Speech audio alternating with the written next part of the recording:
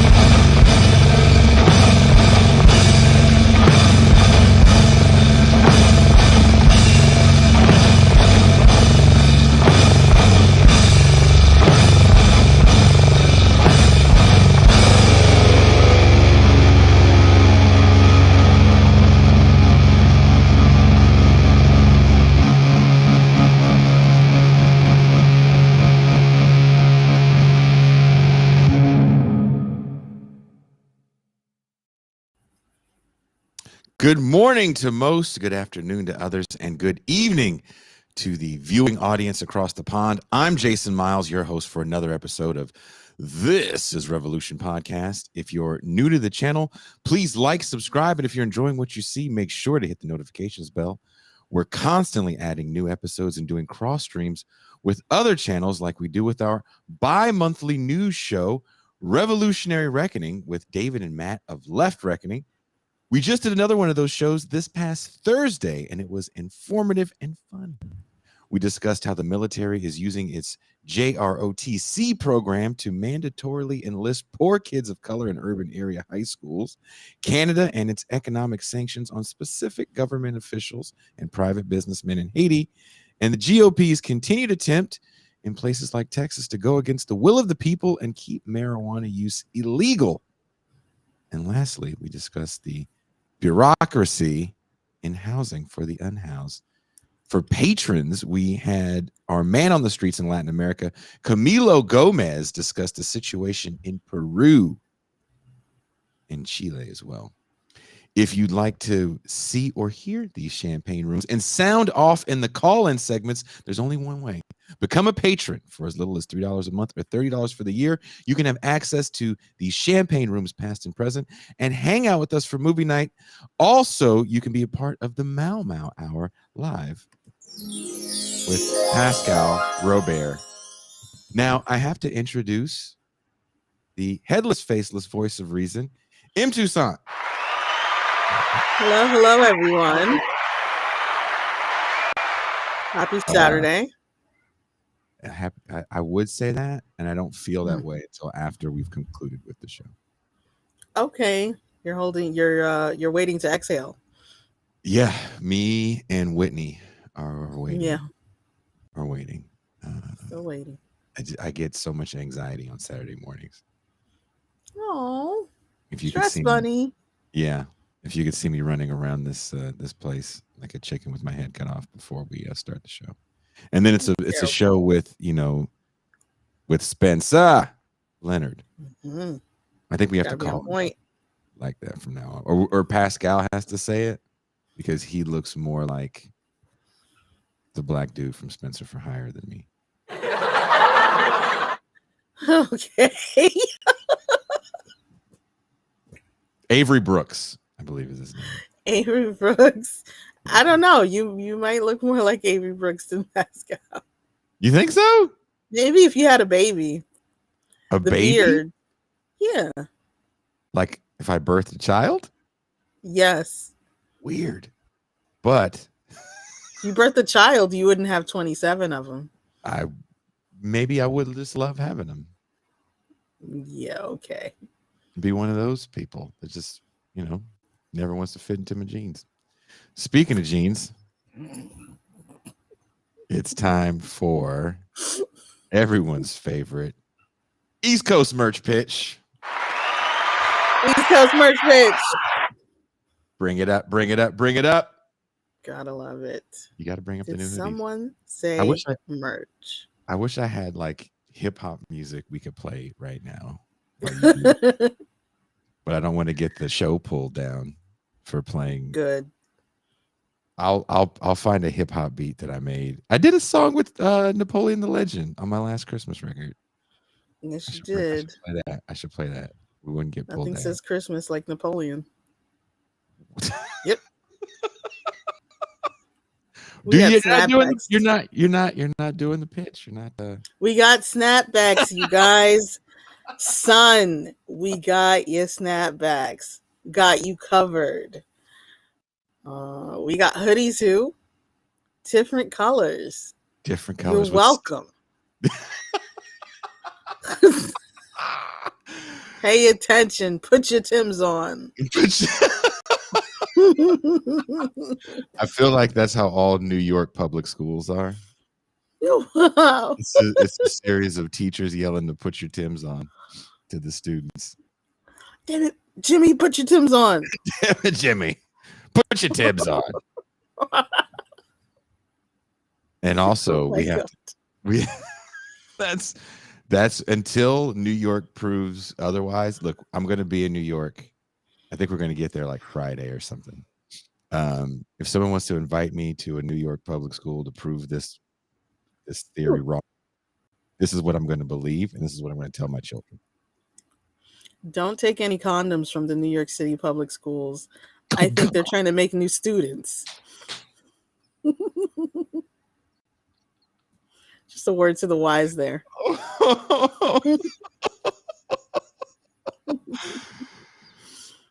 You know, this man is not a product of New York public schools. Please welcome the Avery Brooks of the TIR universe, everybody's favorite Haitian, Pascal Robert.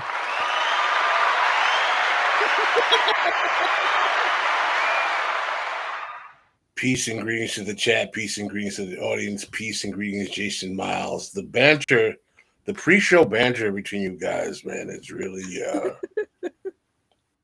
it's interesting. It's interesting. Hey, we have to keep the show interesting. Mm-hmm. This is going to be a very dense show today. Spencer came on. Was it 2 months ago? It doesn't even feel like it was 2 months ago. Was it 2 months ago? Right. The Fanon, the reboot of the Fanon show. No, it wasn't a reboot.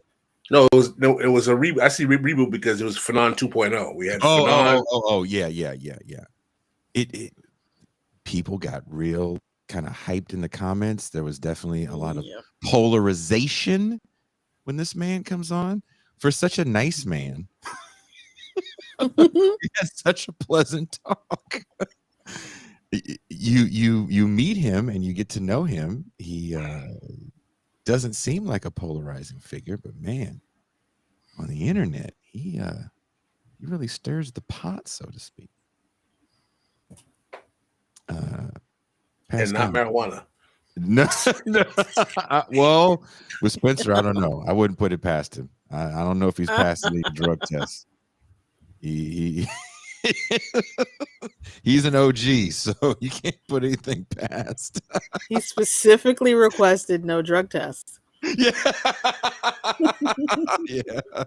Yeah. Don't cross a border with Spencer. You're gonna get into some trouble.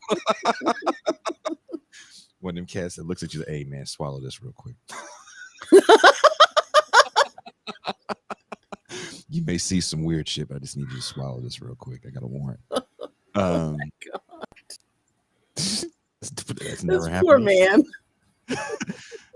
Before we came on, before we even brought Spencer on, we were watching a new commercial, and I do have to address this before we bring Spencer on, because I actually want to hear his opinion about it too. We watched Kendrick Lamar's Cash App commercial. Toussaint, what was your take on it? I didn't understand the visuals, what they were trying to say in the visual storytelling. Mm-hmm. In a way, it made sense. Kendrick Lamar in the middle, but his feet are up. But he's like basically camouflaging in with the background. I didn't understand where they were going with that. Pascal was very upset by the 1 minute and Actual 54 seconds. content.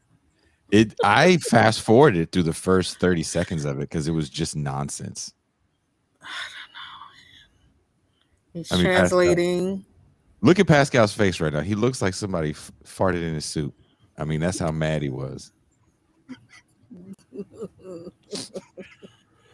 Wow. What was your take on it, Pascal? I said that Kendrick Lamar looked like he was an intermediary slave trader. Mm. Get your hand off my penis! Damn. Ouch. Damn. And why do you say that? Because if you look at the whole way the commercial is set up, you have, this urban youth who is speaking in colloquialism, Ebonics, or whatever African American vernacular about a business transaction that he's engaging in. And you have Kendrick Lamar is translating what the urban youth is saying to proper English to a white capitalist, venture capitalist type. And he's kind of telling the guy, well, this is what you need to do. And then he's going back to the urban youth and translating back to him. I was like, this image is just like, I see like an African shore and like a rival tribesman with like, capturing like, a captive from a rival tribe. Well, listen, this is what you're going to have to do. You're going to pick this many bales of cotton a week. And wow. But wasn't Kendrick Lamar supposed to lead us to freedom with his music? Man, I never bought into that. But he was marketed as some kind of embodiment of the millennial angst of, whatever, Black Lives Matter. Remember his Grammy? Was it the Grammys Toussaint that he did where he had like people and chains and all kinds of shit and everyone was talking about how moving the performance was?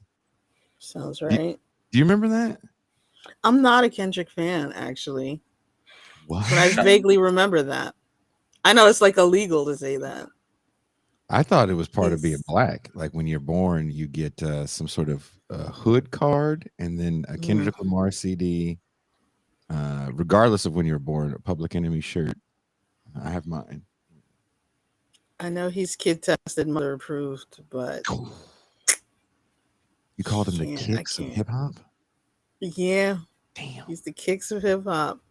He's wholesome.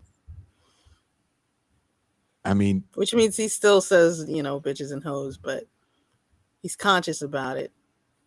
Is everyone trying to be like Tupac was in the 90s, kind of the only person to literally have these two big hip hop hits with I Get Around and Dear Mama, where it's like, I'm showing you this kind of stereotypical rapper, chauvinistic side that you're attracted to, but now I'm showing you this vulnerable side that makes me a three-dimensional person. Is that kind of the moving forward? Is that the program for hip hop to try to be a successful rapper? Because it feels like after he died, everybody wanted to have the bitches and hoes songs that get you popularity and get you in the clubs and everything, and then you have to have this very deep cut about how much you love your mother or something like that. But not your baby's mother, not your baby's mother, because fuck her. Your mother, but your mother. Yes. I don't necessarily think it all has to be that deep. I mean, we got drill rap, we got all kinds of just like trap music. There's all kinds of just very anti-social hip hop. It still does very well without any deep meaning. But they love it. I disagree with that because the Biggie formula is still in effect too. And the person who has used the Biggie formula, which is you got to have your songs for the ladies, your Big Papa, whatever, and then your gangster songs for the dudes in the hood. That's the Biggie formula, and Mr. Drake, Aubrey Graham, has used that to great effect. He's the embodiment of that. Is Drake the most successful rapper Can Drake be called a rapper? Between Drake and Kanye. I believe Drake is more successful than the Beatles. Is that a fact? How many records did the mistaken. Beatles have? Yeah, think about it. The Beatles had what? Mm-hmm. A small handful of records. They only lasted for a few years. Yeah. They're done by, was it 69? 70? Nice. Drake came out. When did Drake come on the scene? 2003? Drake came out in 2007, 2008. No. Obama was president when Drake came out. I remember that. Drake's been around for a minute. That's when you heard about Drake. That's when young old ass. That's when Drake hit your fraternity. Yeah, Drake is not a young man. Well, are we talking about musical Drake, or are we talking about the actor entertainer Drake? Because he was doing musical. Drake has had songs since the early 2000s. Actor entertainer Drake is musical Drake. It's a role he's playing. Yep. He's doing it very well. Yep. Very well. Very well. But all this is because Kendrick Lamar did a commercial for a company that I work for. Can we show that commercial? I think so. Someone says Jason's a confirmed Degrassi enthusiast. I love the first Degrassi. I watched the kids from Degrassi Street and Degrassi Junior High and Degrassi High because I was always in shock about what that show showed. From teenage suicide to teenage pregnancy to interracial relationships in the 80s and in Canada. It's like, it's true. Toussaint, be entertaining for a second with Pascal while I pull this up. Be entertaining with Pascal. How's your day going, Pascal?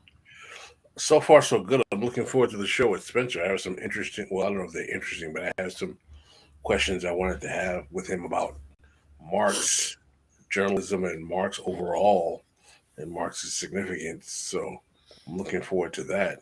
How was your holiday season?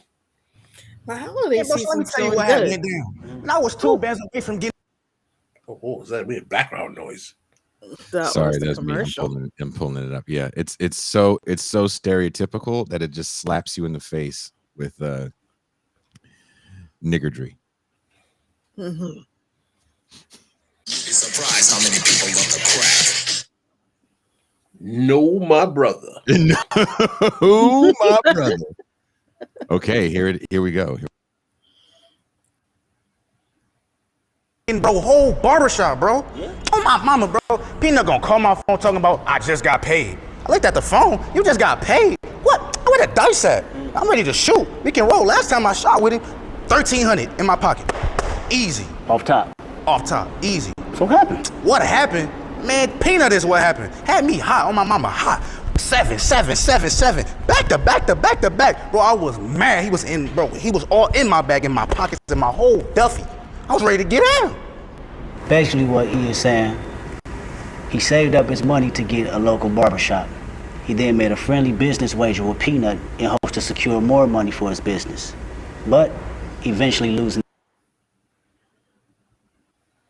How is a dice game a friendly business wager? That's literally like saying he saved his money and then went to Vegas and bet it all on the craps table. Am I wrong there? I had no idea dudes were passionate about throwing dice. I've never met anyone that passionate about throwing dice. As a person that has shot dice since I was 9, since I moved to Richmond, California, never been that passionate about it. Seen some ass whoopings over it.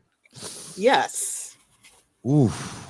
But it seemed like a thing to do, not a thing you're passionate about planning to do with your money. Like, what? I don't know anyone. Look, Pascal, Toussaint, I'll even throw Spencer in here. I don't know exactly where Spencer's from, but I'm sure he knows somebody that has a small business. I don't care what color you are.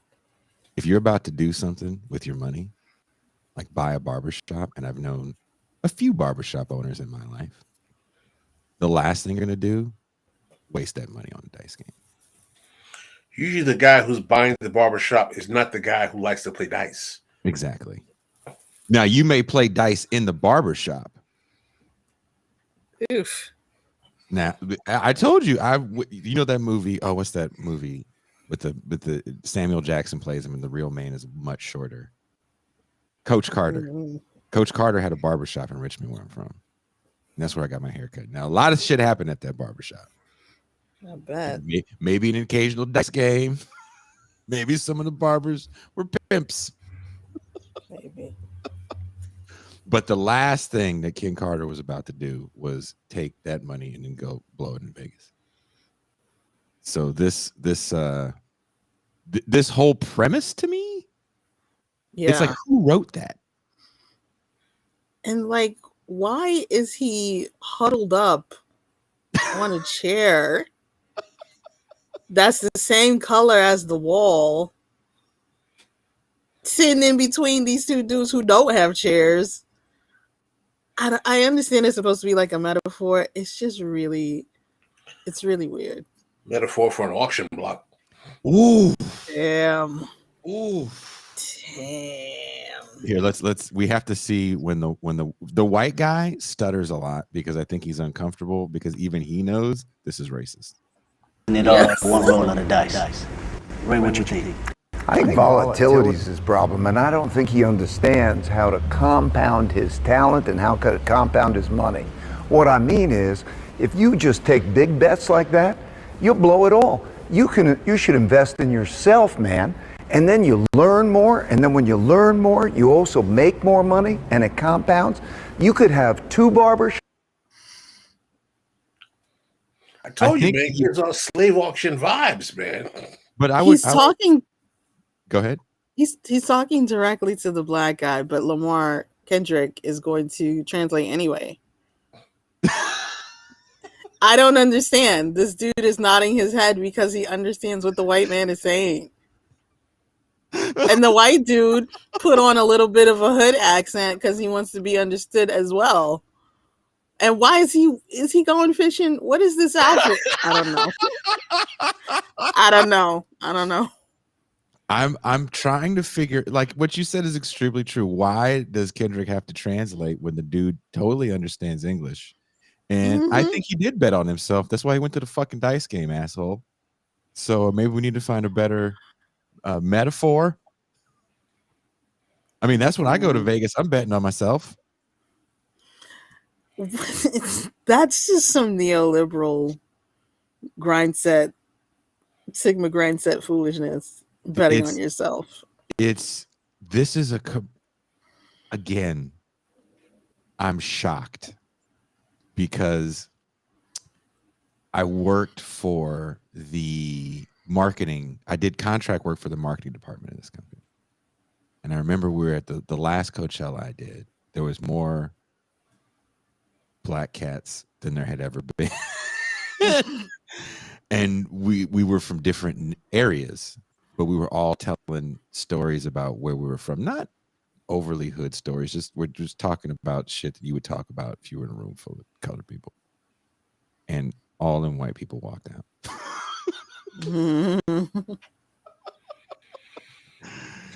So the fact that someone greenlit this, I'm like, no way.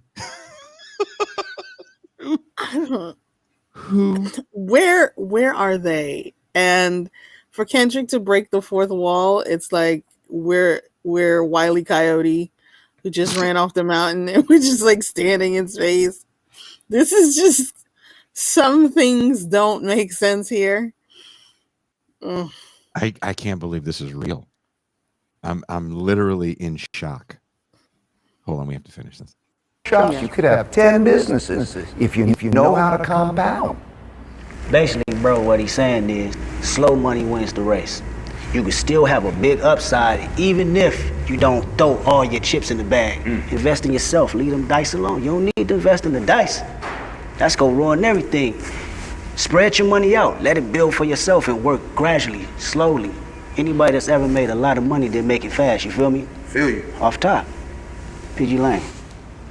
That's not true, Kendrick. You made that up.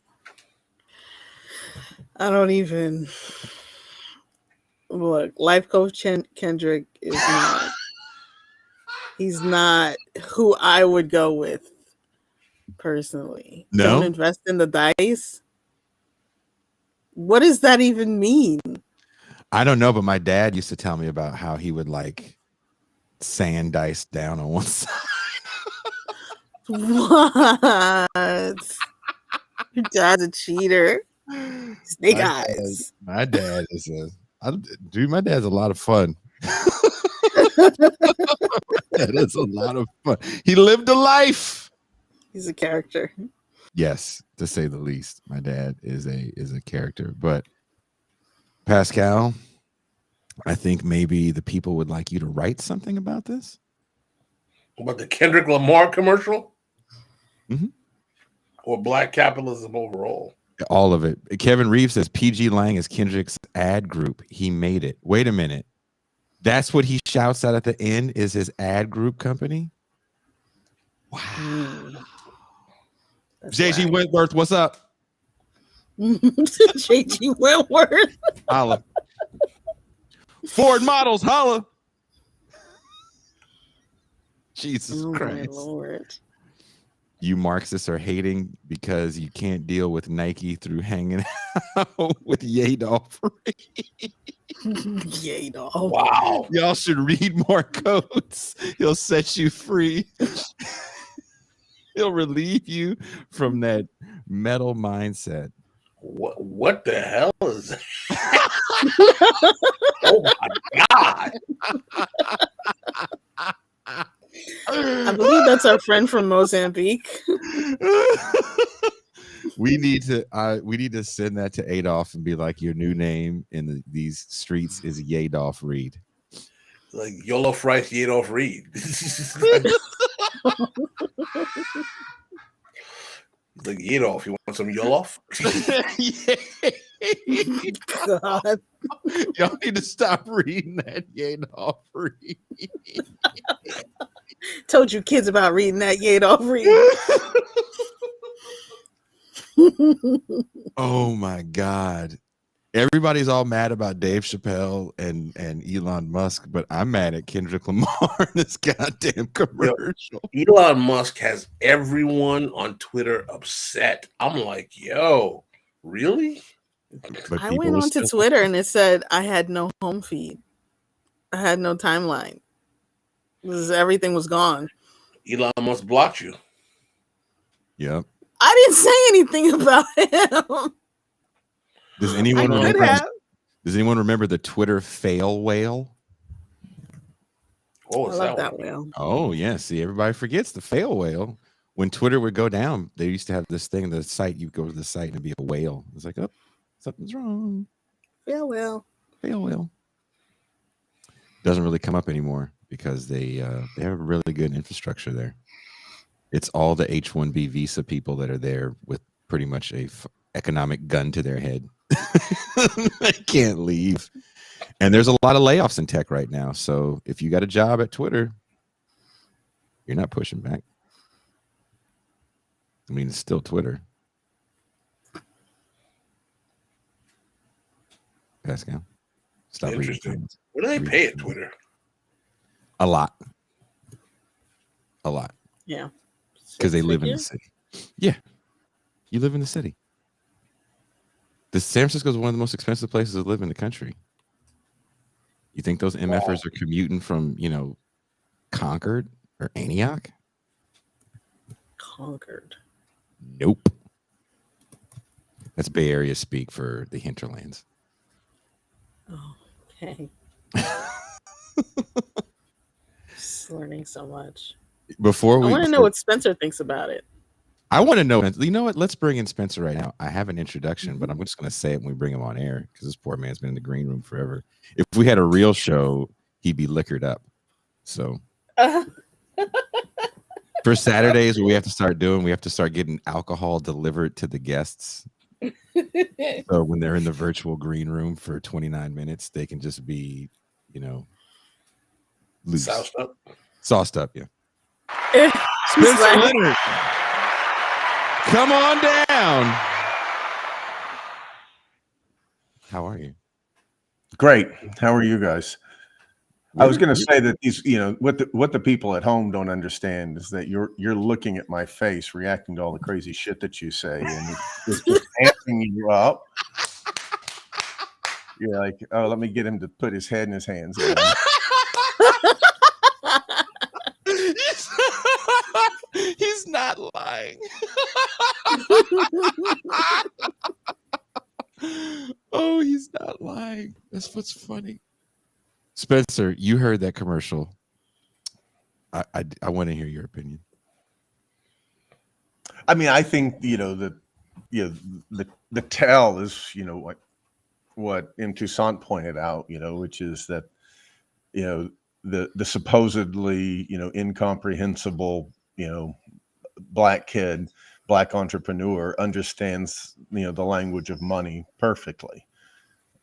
He understands the banker who wants to invest or whatever perfectly. It's also that no matter how ridiculous like the way you talk is, and I think the stand up is really that the banker's bullshit, right? Compound yourself or whatever. Total, I don't know what do you learn that in B school, or where do you learn how to talk like that? That no matter how it's even in a sense more isolated than the hood, right? You're just in a bubble, but of course money breaks down all boundaries, or really goes beneath all boundaries. It's a universal language. Well, good take. Pascal is so. Pascal, I'm sorry, I'm not going to do this to you anymore because your face has not unclenched. My face is the same position. It always is. It's always this way. No, it's a permanent soup fart face. I'm sorry. Yeah, it is a little stank face. Yeah, it's bad. That commercial You're a was little ridiculous. That commercial was ridiculous, man. It was absolutely absurd. I agree. When Robert is hella mad and the fingers get like this and he gets back in the chair, you finna get it. You are finna get it. So whatever he ends up, I think this is gonna inspire you to write something. No? I'm Kendrick Lamar, man. I didn't ask for a record review. I mean, that was an eye roll. Whoa. Spencer, I had some questions I wanted to ask you about Marx, actually. well, hold on. I wrote this whole introduction. Pascal's raring to go here, Jason. Pascal, do you read the introduction? No, hold on. I have the introduction in front of me. I know you have the introduction because I sent it to everybody but Spencer because we always want to surprise him. Hold on. See, I was not ready yet. Oh, yeah. You want to talk all that big shit and all of a sudden you're not ready. See, Spencer? See what I have to deal with? This is what happens when you have Allen Iverson as your co-host. You're talking about show notes. We're not talking about the show I love. We talking about show notes.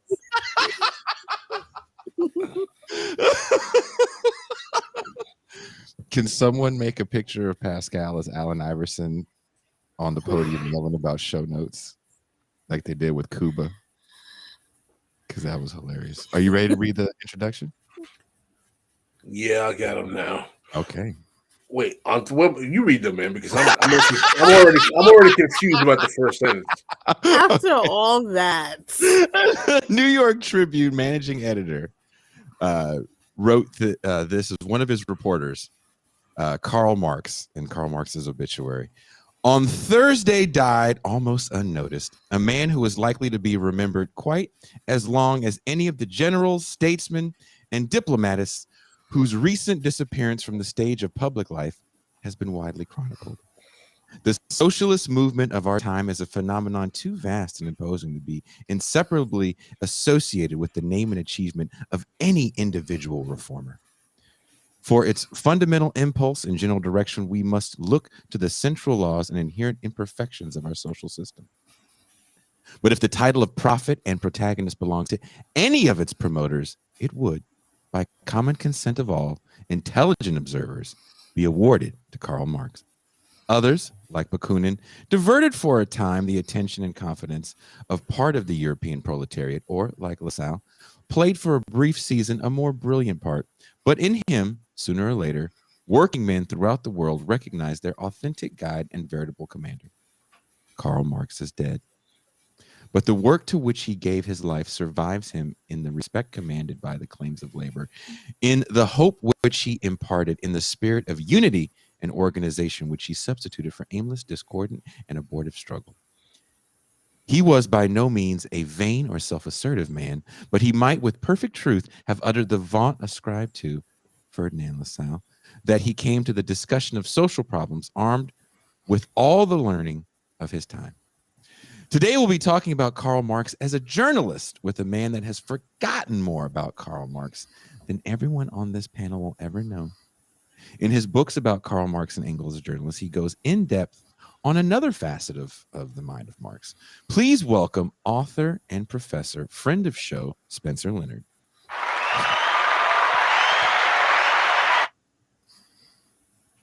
Thanks. That was a great introduction. Isn't that a great quote? I was very moved by that. It took me a while just to read through the introduction because there's a lot of things that I read multiple times.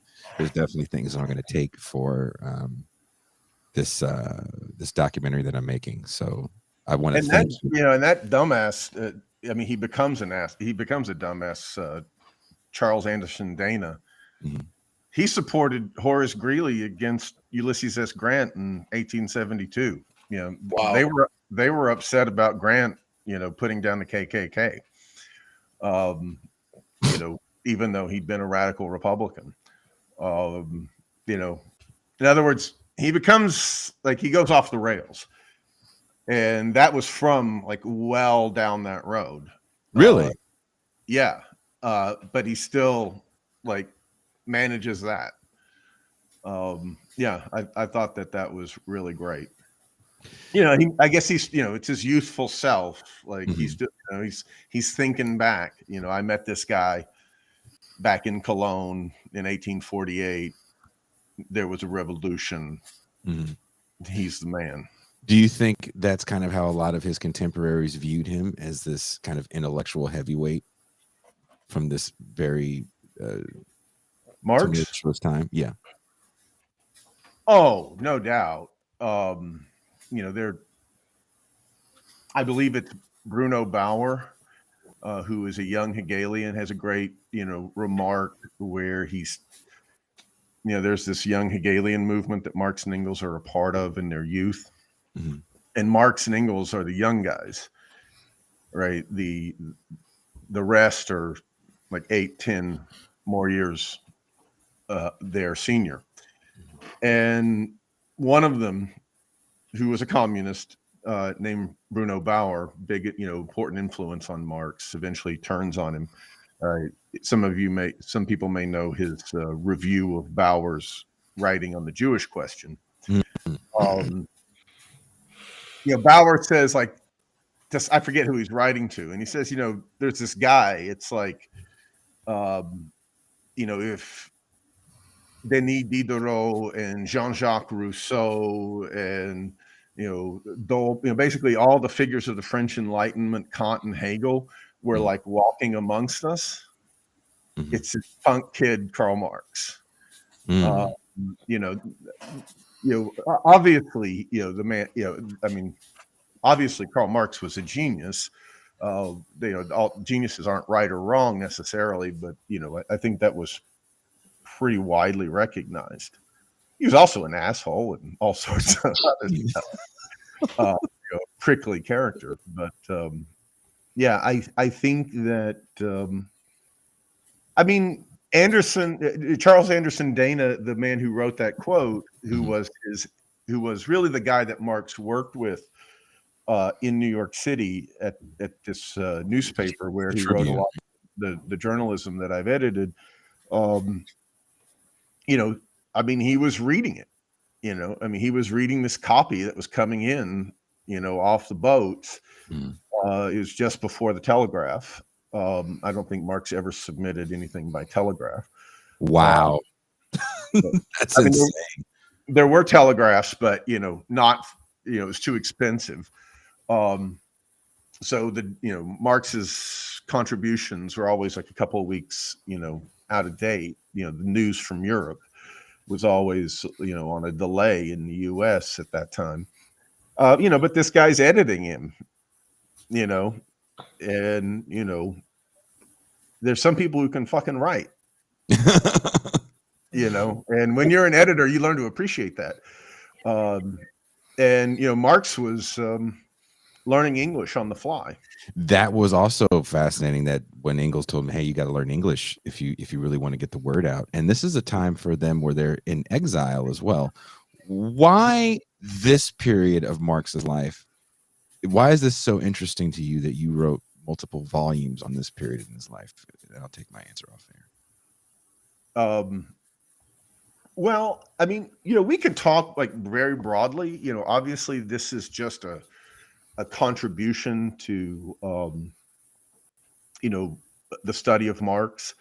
It couldn't stand in for the other writings of Marx, for instance.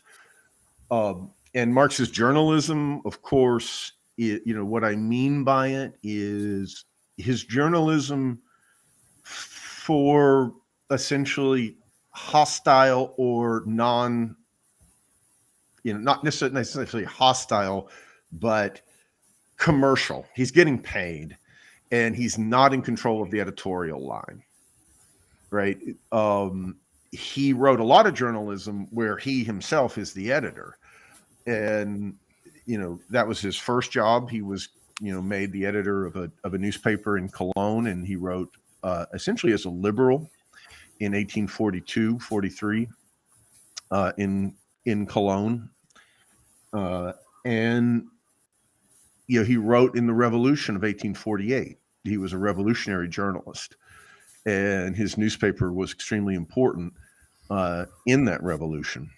And he was a major kind of agitator revolutionary, like I don't know what, Tom Paine in the American Revolution, or Jean-Paul Marat in the French Revolution. Those were his, and they talk about those as precursors, he and Engels. So why is it important? Basically what I'm trying to do is to say that Marx is political down to his bone all the time. There's not a social theory Marx, there's not a sociology Marx or an economics Marx. Marx is a revolutionary writer, political writer, and in particular, he's interested in the course of and pushing the course through critique of socialist revolution to take power, for the working class to take power throughout his life. And that this is especially that his interest in politics and his critique of politics and his critique of democracy really deepens coming out of his experience of the first revolution, in which socialism was a significant part, the revolution of 1848. And that flows through all of his work, including Capital, right? Including it's not just like he wrote the 18th Brumaire that maybe some people are familiar with, and then 20 years later he wrote a kind of coda about the 1848 revolution. Then he wrote about the Paris Commune.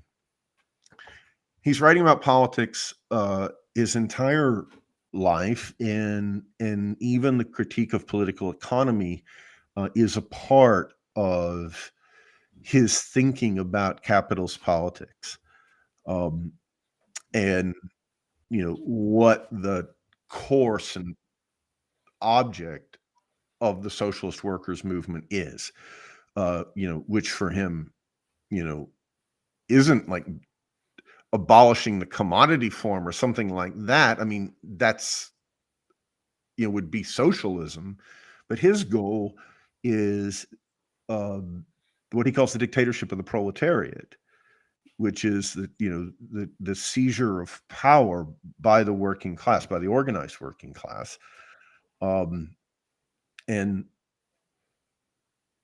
he does that because he thinks that the problem of capitalism has to be addressed fundamentally through politics. So there's a social issue that has to be addressed and is being addressed through politics. It's addressed in capitalism through the capitalist state. And it can only be addressed fundamentally through a proletarian state. So that's what these writings are about, is to sort of put the political Marx front and center and to say, this is a red thread.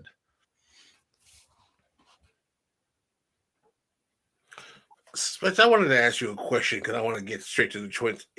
In this current particular moment, there has been a revival of a text that was published about 35 years ago by the academic. I'm sure you're familiar with him, Cedric Robinson. It's called Black Marxism. I'm sure you've heard of the text, or you're familiar with it. It's become very popular.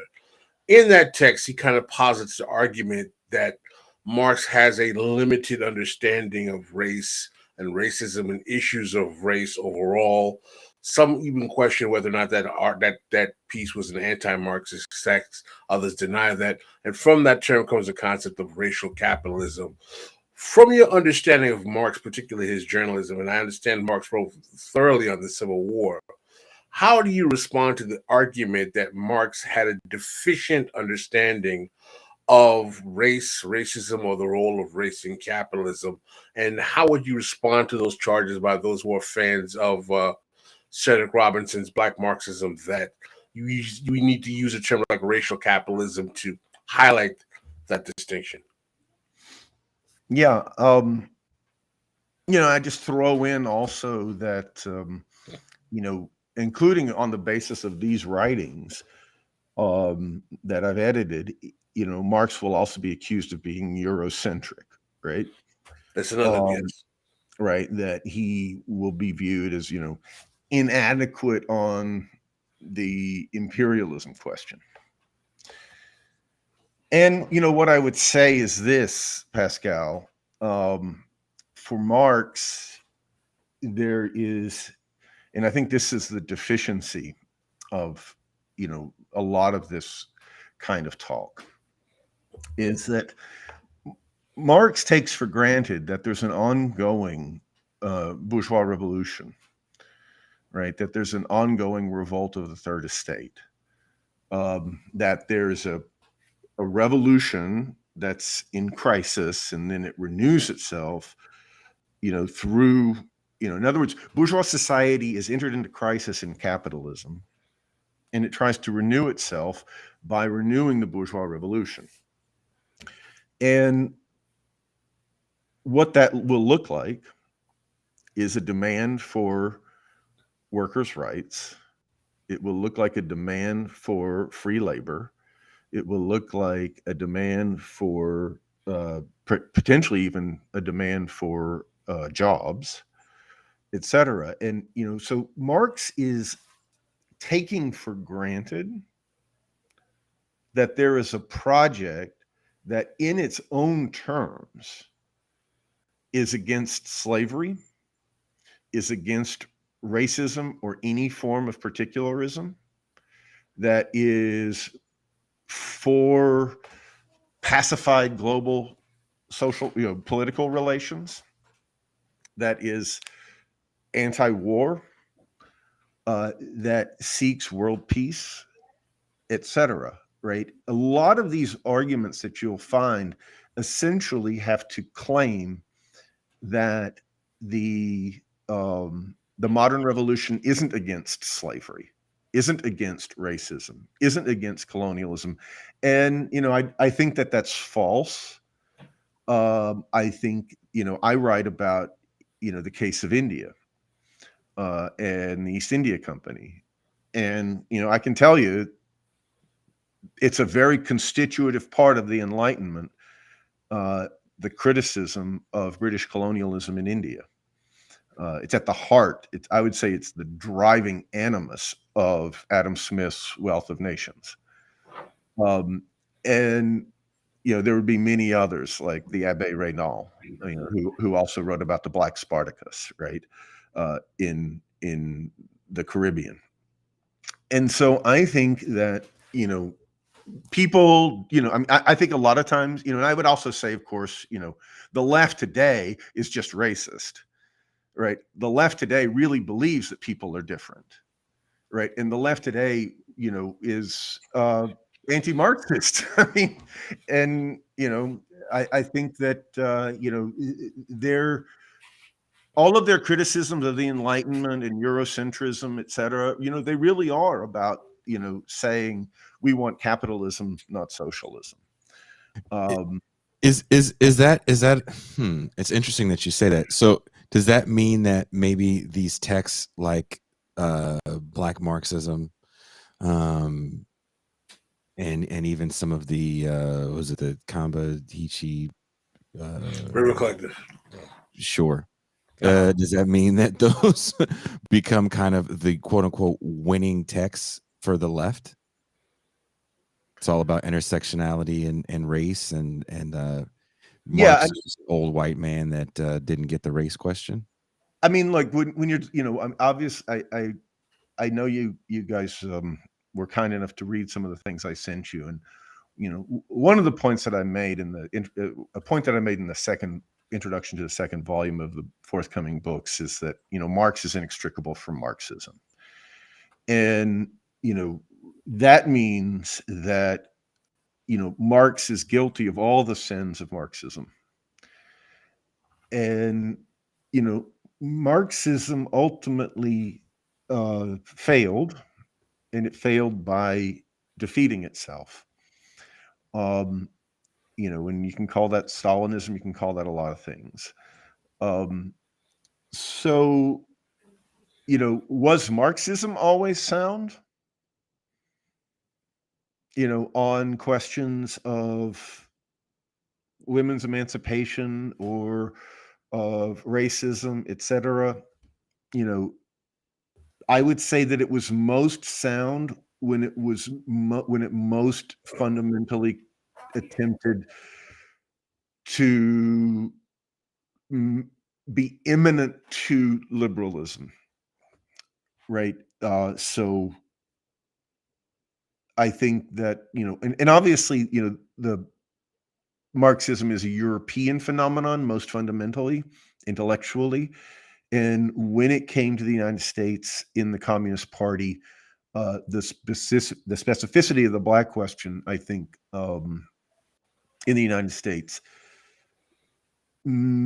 challenged it. For instance, they tried to grasp the Black question as a national question on a European analogy.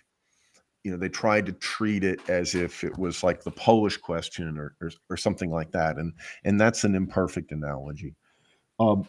But yes, bottom line, yes, I would say that, particularly like, these texts that are sort of way down the, like, that are kind of consolidating the failure of the new left, that are kind of the least interesting expressions of the new left. I would say, for instance, I think that the preoccupation, with the failure of Marx on, supposedly on race or something, I think that that's inspired by the way that the civil rights movement failed to catalyze a renewal of socialism in the United States. Which was, of course, most profoundly attempted through an integrationist project that challenged the political order in the United States. Most obviously, it challenged the Democratic Party. It knocked its Jim Crow leg out. So I don't think that I think that Marx, just sort of, Marx takes for granted that race is epiphenomenal, that your skin color is about as significant as your eye color or your hair color. You're not, no, we're not genetically determined. Like there's nothing like biologically true about being white or black, other than the color of your skin. It's as incidental as that. He takes that for granted because he's an Enlightenment figure, among other things, right? Because he's, standing on the shoulders of that and attempting to advance it in the age of proletarian socialism. I think that, I don't know what else there is. I guess I suspect I'm suspicious of anything else. At the end of the day, it's especially when you're not, when you're talking about like legalized, when you're talking about a legal order of slavery or a legally imposed order of second-class citizenship, then obviously there's a slavery question or a black question, right? And I don't think Marxism is oblivious to that at all. I mean, I think there's plenty of evidence in terms of Marx's writing where he talks about the role of primitive accumulation in terms of how capitalism develops. He talks about the role of slavery in the United States. And I mean, one of the things that's attractive to Marxism for me is that he's one of the few Western philosophers that clearly states the moral injustice of slavery. It's very, very clear that he talks about these things. So I've always felt the charge that Marx was somehow lacking. But really, Pascal, you think he's one of the only Western thinkers? Not one of the only. He's one of the moral injustice of slavery. No, I'm talking about in the particular context of the American post-transatlantic slave trade period, pre-Civil War, antebellum America. It's not common that you saw that amongst Western philosophers at that particular period of time. I'm not talking about overall in the history of Western civilization. I'm just talking about in that particular period of time. Yes, you have, Abbe Rigaud, the French priest who talks about the coming of the Black Spartacus. I'm very familiar with that. There were abolitionists, of course, but Marx was a major thinker, and the way in which he tied race to political economy and the development of capitalism was rather original for that moment of time. It wasn't particularly something, and the critique of it was something that was actually significant. Right. So, and one of the things, and one of the things that he's keying into, right, that like just thinking about, especially like, I think it's an Adolf quote, right? Or some people think that slavery is a function of racism rather than racism being a function of slavery. Right. Right. When you think like that, right, when you're like a race mongerer like these Democrats are today, right, you think that you're not puzzled over what people in the 19th century were puzzled by. They were puzzled by slavery's persistence in the United States, right? I agree with Abraham Lincoln in the Cooper Union speech. I think all the founding fathers are anti-slavery. I think they all take for granted that slavery is a dying institution. I think they assume that slavery is like feudalism, that it's a form of unfreedom that has an expiration date stamped on it. And that's why they all oppose its spread into the Ohio country and the Northwest Territories, et cetera. And the fact that it starts to spread and gets a new life from the Industrial Revolution, from the turn to cotton, and being integrated into, the cotton mills of Manchester is startling to people, right? It provokes abolitionism, of course, like in a new form, right? In a William Lloyd Garrison form, in a Frederick Douglass form, in a post-1830s form, right? When it looks like, this thing is like a cancer and it's going to spread, it's going to reinfect the territories where it's been abolished, right? Slavery was abolished as a function of the revolution in the northern states. And by the time you get to the Fugitive Slave Act, right, they're thinking like they're going to reimpose slavery in the North, basically. And Marx's view of the Civil War, and this I take this seriously. I think serious historians do take it seriously. If the Confederacy wins, they win in the North, right? It means that the whole of the New World will become a territory for slavery and for European imperialism again, in a way that I think a progressive narrative just can't, and sort of stupid commentary on the Civil War, like it's about Northern capitalists, rather than about the renewal of the American Revolution. So for Marx, like certainly he inherits. Again, I would just say that the modern, even John Locke, who owned shares in the Royal African Company, eventually sells those shares. But I would say theoretically, in his writing, in the second treatise on government, all the way through Rousseau, through Jefferson, all of it, Kant, Hegel, it's one vast argument against slavery. Adam Smith understands the rise of bourgeois society as a function of what he calls a European slave revolt. And he makes a point.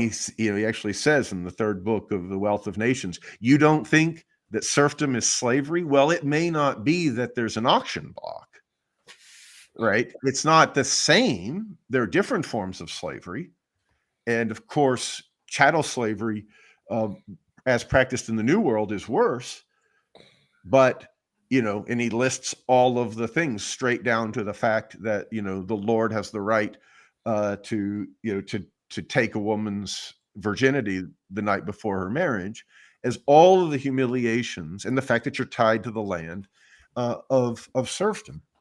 And he describes it as a slave revolt. So I don't think that there was ever such a thing as like a white bourgeois thought. I'm glad that Sudeep Bhattacharya is listening, because I'm talking to him. These things are just it's a vast. This is all just projecting rotten justifications for diversity, equity, and inclusion capitalism back on the past. That's all that it is. It's a slander against the modern revolution. Right? There never was a card-carrying member of the Enlightenment or a card-carrying member of socialism who wasn't clear on the slavery question, like at all. And the war in the United States, the Civil War, is understood as a continuation of the Revolution of 1848, not least by all of the German socialists who had immigrated to the U.S. and were in the Union Army. Some of whom were Marx's close friends, like Joseph Wedemeyer, the guy who published the 18th Brumaire of Louis Bonaparte. These people, I think that it's a sad commentary on the nightmare of the 20th century. That we're left sort of, as my friend Chris Catrone would say, throwing our chains at each other. Well, I want to ask you questions. But how exactly are we going to justify or rectify, if you will, this belief that the Enlightenment is somehow the bedrock of anti-slavery intellectual positioning, when the Enlightenment facilitates the growth of capitalism, and capitalism is hinged on slavery? I would deny that capitalism is hinged on slavery. In the New World? Well, I mean, obviously there's a concrete history of the rise of capitalism, but I would say as the problem that we face, right? We don't face the problem of overcoming slavery. We face the problem of overcoming wage slavery. We face the problem of the contradiction in the form of freedom that we have, right? We don't, right? The problem of capitalism is a problem of the self-contradiction of freedom, right? It is that, our attempts to emancipate ourselves are contradictory. They reconstitute this freedom problem, right? I think that the history of I guess I would say that you could say that I mean, I guess it's just as simple. The argument for abolishing slavery that anybody's going to make, any Black intellectual ever made, is the argument of the Enlightenment. It is the anti-slavery argument, right? And so I don't understand, what. Okay. I understand the position you're making theoretically in terms of the rights of man, liberty, individuals, so on and so forth. But one of the reasons why I particularly am a Dessalinian is that Dessalinian, in terms of his creation of an empire, intentionally did so in rebuke of the hypocrisy of the Enlightenment. There's a great text that recently came out. We had her on our show. She wrote a book called The Haiti Papers, where she talks about how philosophically one of the main projects of the Dessalinian Project was to openly reject the tenets of the Enlightenment out of the hypocrisy of the Enlightenment's terminologies and rhetoric, and how they talked about all of these highfalutin ideals. At the same time, many of the same philosophers, ideologists of the Enlightenment were bonding Black men to slavery and Black women to slavery and shackles. Now, I agree with you that at the current moment we are beyond that, and that's not the crux of the problem today. But one of the problems that I personally kind of cringe at this romanticism of the Enlightenment is not that I deny that the arguments of the Enlightenment have always been used as the premise of anti-racism outside of the Dessalinian context that I'm using right now. King used Enlightenment rhetoric to justify desegregation. There have always been use of Enlightenment rhetoric. Enlightenment rhetoric is about liberty, fraternity, freedom, so on and so forth. But one of the things that enlightened rhetoric is based on is also property and capital. And that's a basic fundamental right that is enshrined in Enlightenment thinking. And a consequence of that is that Enlightenment thinking has in tandem moved with liberal bourgeois democracy to facilitate the expanse and the maintenance of capitalism. Right. Look, the thing is that, the Enlightenment ain't what it used to be, right? I mean, it would be one thing if we were talking about hypocrisy, right? Let's take the example of Thomas Jefferson. Thomas Jefferson is very well aware of the fact that he's a hypocrite, right? Of course he knows that. Of course, he goes to Paris as the ambassador from the United States, and he's talking to radical revolutionaries. Of course he had to answer that question. And of course he was incapable of giving a principled response, right?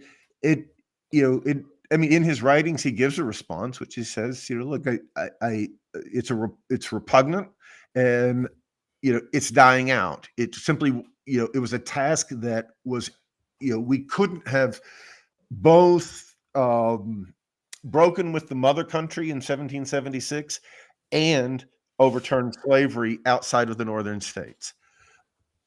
So that's an acknowledged hypocrisy. But then there's the question of the actual crisis of liberalism, right? And and Marx addresses this in the Communist Manifesto, right? for instance, says, you know, he has that great second section where the capitalists and the workers are kind of in a dialogue, and the capitalist says, hey, you're trying to abolish private property.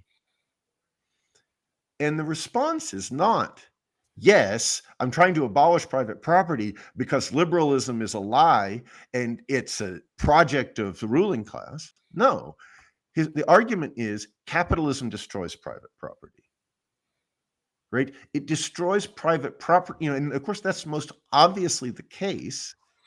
It destroys the private property that we have in ourselves. It destroys the literal basis of our being free men and women, right? Which is that we own ourselves, we sell ourselves for wages, we're no man's slave, right? When you're unemployed and can't get a job, that liberal freedom, which is rooted in private property, right? In the commodity form of labor, right?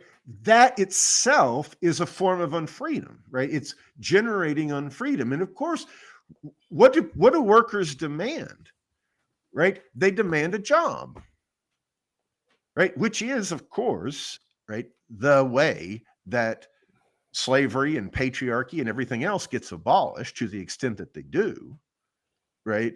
Slaves become wage laborers and women get jobs and they don't depend upon their husbands and brothers, etc. Right? This is still a very palpable form of freedom, right? Every young person you know wants to go out and make it in the world, right? They don't want welfare to get increased, right? They don't want to like live a good life by cashing a check. You know, they want to go out and contribute to society through the commodity form. And that's going to enter into crisis, right? So liberalism itself, right? Marx calls it a lot of things. He says, you know, it becomes vulgarized, it becomes mean, it becomes, you know, desiccated, right? And of course, the most obvious way, and this gets to the heart of what I wrote about, the most obvious way that it does that is that in order to manage its failure, in order to manage the crisis of you know, essentially the form of society that the modern revolution, that liberal ideas, the Enlightenment has brought into being, to manage its crisis in conditions of capitalism, it has to erect an ever more powerful state. It has to have more and more cops. It has to have bigger and bigger armies, right? The war, which the bourgeois revolution attempted to overcome, both the war between estates, right? Because it understands the estate system as a war. The aristocrats are at war. They've put society under armed occupation. And war between states, which are crimes committed against society by princes in the bourgeois conception, that has become integral to the social and political order, right? A war of nations, a war of the ruling class, or it's the war really of society against itself, right? So, of course, for Marxists, the state at its core is armed force, right? What Lenin calls bodies of armed men, right? And those are the, you know, direct expressions of the failure of society to subordinate the state and the state's reemergence, not as neo-feudalism, as like some of these crackpot, you know, sort of pseudo-Marxists would say, but as a function of the crisis of bourgeois freedom itself, right? So Jason, you want to jump in? I wanted to kind of, you know, get back to, you know, I don't want us to go too far off the rails here and have a philosophical discussion, which I'm enjoying. I'm enjoying the hell out of it. and moving out of the way while these two mega minds have this talk. No. I want to hear from you too, Jason. I know you got great questions. I do want to ask a little bit, and I want you to explain Bonapartism, because I won't lie, Jean Bajlan kind of forced Toussaint and I to start figuring out what it meant, because he kept saying that, well, you're not so much a socialist as you're a Bonapartist. Toussaint, do you want to add something to that? We were talking about this the other day. He was always saying FDR definitely a Bonapartist, and just like, Good. okay, no one in the U.S. calls him that. Yeah, So it's not a term that The Communist Party did in its third period before before the Pop Front. Called him a fascist too. Have you heard that, Pascal? FDR as a fascist? I've never heard fascist, but I have heard Bonapartist. Great man theory of history, the center of all things that happen. The progenitor of all activity, kind of. I've heard Bonapartist. Jean Bajlan is the one who talked to me about FDR as a Bonapartist as well. So we have to give Jean Bajlan his props for upping us on that and kind of preparing us. Maybe he was preparing us for your text. Yeah, this is a great question, Jason. This is a great question, because this is the heart of the matter, right? Why do I write this book? Because all of these leftists are out here running, all of these leftists are saying they're Marxists, or they want to be Marxists, or they're somehow interested in Marxism. They couldn't care less about Marxism. And, that's fine. Like, you don't have to care about it, but leave him out of it. Like, leave Marxism out of it. It doesn't have a goddamn thing to do with the DSA. It doesn't have anything to do with getting, politicians elected to administer the capitalist state, right? It doesn't have anything to do with that, right? Marxism is about a class-independent politics. Right. And this is really at the heart of the matter, right? For socialists, you do not, not one man and not one penny for this rotten system, right? You can't, I was listening to Kshama Sawant and, Brianna Joy Gray. Oh, I'm so sorry. Beating up on Ryan Grimm, right? And it's like, fine, I agree, Ryan Grimm, beat up on him, no problem. But Kshama Sawant's like, well, you can't cross a picket line as like a socialist elected official. And I'm like, well, you can't vote for the military budget either, sister. There's not one vote that AOC has taken that you can't vote yes for anything. If you get elected into Congress and you're a socialist, you say no to everything. Because their wars for freedom are going to be a strengthening of the state against the people. Their welfare projects are a strengthening of the state against the working class. Even what they claim to be doing on behalf of the working class is to strengthen capitalism. Right? Marxism, may be irrelevant to the world. We haven't had it in a long time. Right? But what we've seen with the left now, especially since the Bernie campaign, like the great thing about the DSA, or, I guess what the accomplishment that the millennials thought that they had undertaken is that they got rid of the sectarian left. They did. And the sectarian left is a problem. But you don't overcome it by becoming Democrats. Right? Like the sectarian, these problems, like in other words, why don't I just go out and start a Marxist party? Right. Because if I tried to do it, I'd either look like, I'd either get sucked into NGO leftism. I'd either try to do activism, or I would become like a sect, like the Spartacist League, or the Socialist Workers Party, or something like that. There's a real historical impasse, and Bernie Sanders didn't overcome it. Turning a whole new generation of would-be leftists into Democrats who are going to, support war and censorship and the curtailment of people's rights and all of the garbage that being a Democrat takes you down the road of, basically defending the FBI, defending the CIA, all of the, these people, they, in for a penny, in for a pound, right? From that moment, from the moment of the Bernie Sanders campaign, it became anti-Trump. Then it became, defend like all of the deep state shenanigans.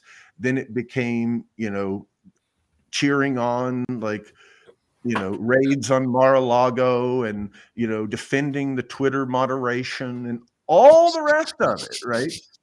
I mean, these people, it's just capitalist politics, very rotten, very degenerate form.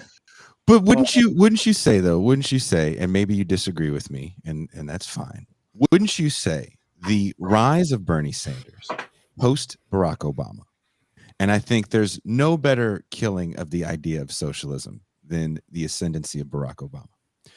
Would you say that the rise of Bernie Sanders does bring to the fold an idea that's been dormant probably since the 70s? Because even people like Adolf Reed, it showed that the left wanted to take power, and that's cool. Yeah. Right? I'm not saying it was the end all be all and it's the ultimate movement, but can we at least agree, or do you just totally disagree? Look, that my problem is Sanders is important. Why was I forced out as the editor of Sublation magazine? Right? Why do people hate platypus? Right? They hate it not because, not just because we're going to say, this Bernie thing's going to end poorly. It's because even when it ends poorly, you can't say so. Right? You still can't say so. People will say, well, you're a sectarian. And it's like, well, look, I was listening to your guys' interview with Matt Chrisman. And it's like total abdication. He's like, well, all we do is recreation online. And I'm like, no, you are a leftist intellectual. And it does mean something what you say. And it isn't, you're talking about mosques, you're talking about churches, you're talking about like bowling leagues. Can we talk about the fact that there's not a socialist party in the United States? Can we just register that, right? As the people talk about, like, we need a party. Even Brianna Joy Gray and Kshama Sawant are talking about it, right? And it's like, look, as soon as you say that, you're talking about the DSA. If you say the DSA should rebuke or expel the squad, and they should start talking about forming their own party, you're talking about facing a historical impasse. You are talking about going down the road of being an irrelevant sect. Right? And all that I'm saying is, can we please confront that impasse? Right? Isn't it hard to confront those? I'm not criticizing anybody for doing anything. Like, okay, you had this experience of Bernie Sanders, but does it just make you a Democrat for life? That seems to be what's happened with Bhaskar Sankara. Sorry, go ahead. I want to jump in here. This is getting go ahead, Pascal. How do you then? First of all, I want to put on the record that the first place I heard that Bernie Sanders is going to lead people into the Democratic Party was through my editor Bruce Dixon, who coined the phrase "sheepdog," who basically said that Bernie Sanders would be the sheepdog that led people into the Democratic Party. What's the sectarian background of Bruce Dixon? I bet there is one. Oh, Bruce Dixon definitely comes out of the more ML kind of background. I don't think there's any denying that. Yeah, but I got no. I'm not interested in denying those kind of backgrounds. Go ahead. The point I want to say is that how does one avoid being deemed an ultra leftist or sectarian, or one who is completely unrealistic in terms of where the realpolitik of the moment is, where people are, regarding the moment if you stick by the position that democratic entryism is the only option that these current quote unquote nominal socialists are offering. In other words, you have to deal with people where they are, and third party options aren't realistic. How does one deal with those accusations? I don't have any political solutions, Pascal. All that I would say is that if there's a whole world of young people who are interested in leftist ideas, and let's stop lying to them, right?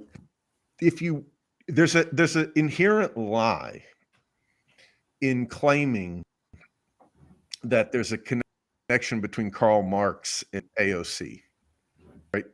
That's just a flat lie. It has roots in Stalinism, I would say, right? It's a refusal to come to terms with what I'm calling the impasse, which is really, the failure of revolutionary socialist politics in history, right? Which I would argue is a failure and defeat that keeps happening, right? That's like actually the most profound thing happening historically around us. And I'm simply saying this, to someone like Matt Christman, don't disavow being a leftist. At one point in that interview, he said, it's my job to explain things. Exactly. Right? We're not going to organize a socialist party. Not you, Pascal, not me. Mm-hmm. Right?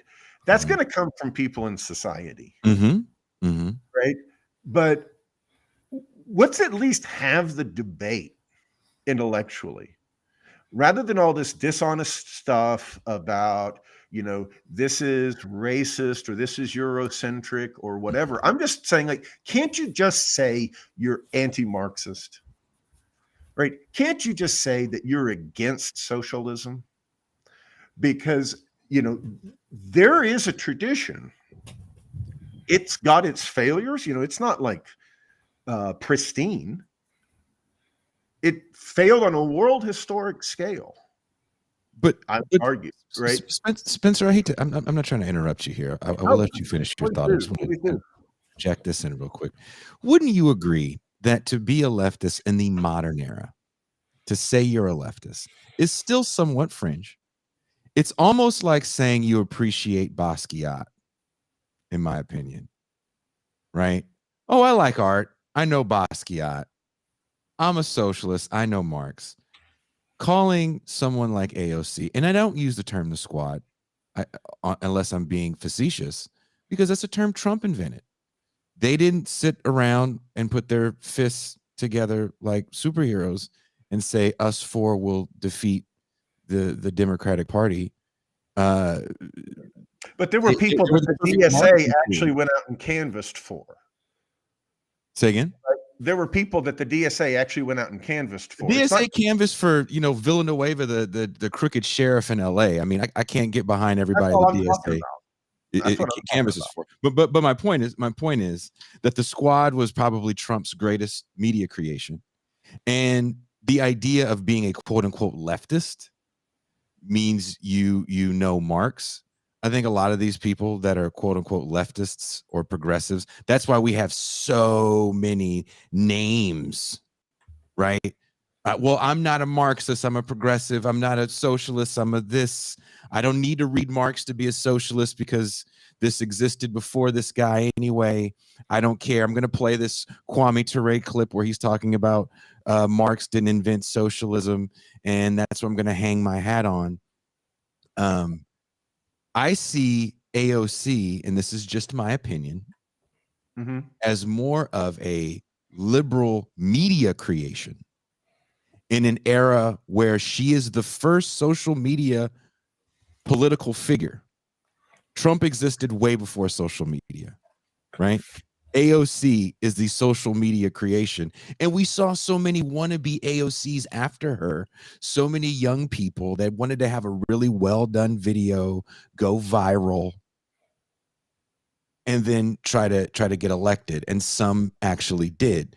So what's sad to me is that a lot gets lost in the media creation. This is, again, my opinion, the media creation of the Squad, AOC, and Marx, because it all gets lumped together in the same pile. What I'm trying to say is, and this gets to this issue of Bonapartism, right? Is that the capitalist state, and it's not about like powerful men or dictators or something like that, right? The point with Louis Bonaparte is that he's a socialist and he wins elections. The critique is not that the election is rigged. He's a Democrat and a socialist, right? And, he has his roots in Sansamonianism. He appoints a bunch of Sansamonians to create the finance system of the Second Empire, right? Which is really the model going forward of capitalist finance in relation to the state, right? Socialism is not a set of policies that can be implemented by the capitalist state. Democracy is going to take, capitalist politics is going to take what the left says and turn it into capitalist state policy. That's what the capitalist state is. That's why it has, all of these welfare schemes and so forth, right? And Marxism is about saying that's capitalism. Capitalism isn't a free market system. Capitalism is about monopoly. It's about all sorts of implications with the state and the police and the army, etc., right? That's capitalism, right? And my point is simply, if you're a socialist, you don't enforce capitalism on the working class, right? It's a politics that has to be organized in civil society against the state, right? It can't take responsibility for the capitalist state. It can't be elected president. The Democratic Party is the oldest capitalist party, very arguably. It's older than the liberals in Britain. It's older than the conservatives in Britain. It's older than Labor. It's older than the Social Democratic Party in Germany. It's the oldest capitalist political party. It's responsible for slavery, Jim Crow, imperialism, the Cold War, the police state, the carceral state, right? There is nothing, literally nothing about the Democrats that make them to the left of the Republicans. This is all bullshit, right? This is a capitalist party political system, right? If we wanted to address it, right, we would have to address building up a party in society, which, might have connections to the church, or might try to take over the ACLU or create a legal structure like the ACLU, or might try to provide abortions to women who can't find them, or health care. It might find itself affiliated with all sorts of professionals. Doctors might want to give their time. Lawyers might want to give their time, right? It would involve a lot more than just unions, right, as historic socialism did. So, but that's a very long haul, or which is to say, that's the historic model that we have. We might be beyond that, right? There may be no legacy of Marxism in the world today, right? But if there isn't, let's say that, right? I don't really know if Marxism has any relevance anymore. In what sense? Well, there's definitely not Marxism is a critique of the socialist labor movement. That's actually what it is. It's the critical current within socialism, Mhm. right? Like for instance, Marx's very concept of capital has within it a socialist workers movement, right? From Marx's perspective, it's not clear that we live in capitalism, right? Because for Marx, socialism is at the heart of capitalism, right? He talks about it in Capital as, driving the Industrial Revolution by limiting the hours of the working day, right? It gives rise to what he calls relative surplus value, which is really about the drive towards technological innovation, et cetera, right? So for Marx is living in a world in which there are mass parties in the heart of capitalism that are seeking to overthrow the government and institute socialism, right? That's what he's interested in. That's what he's a part of. That's what he's an imminent, if you'll allow the phrase, an imminent dialectical critic of.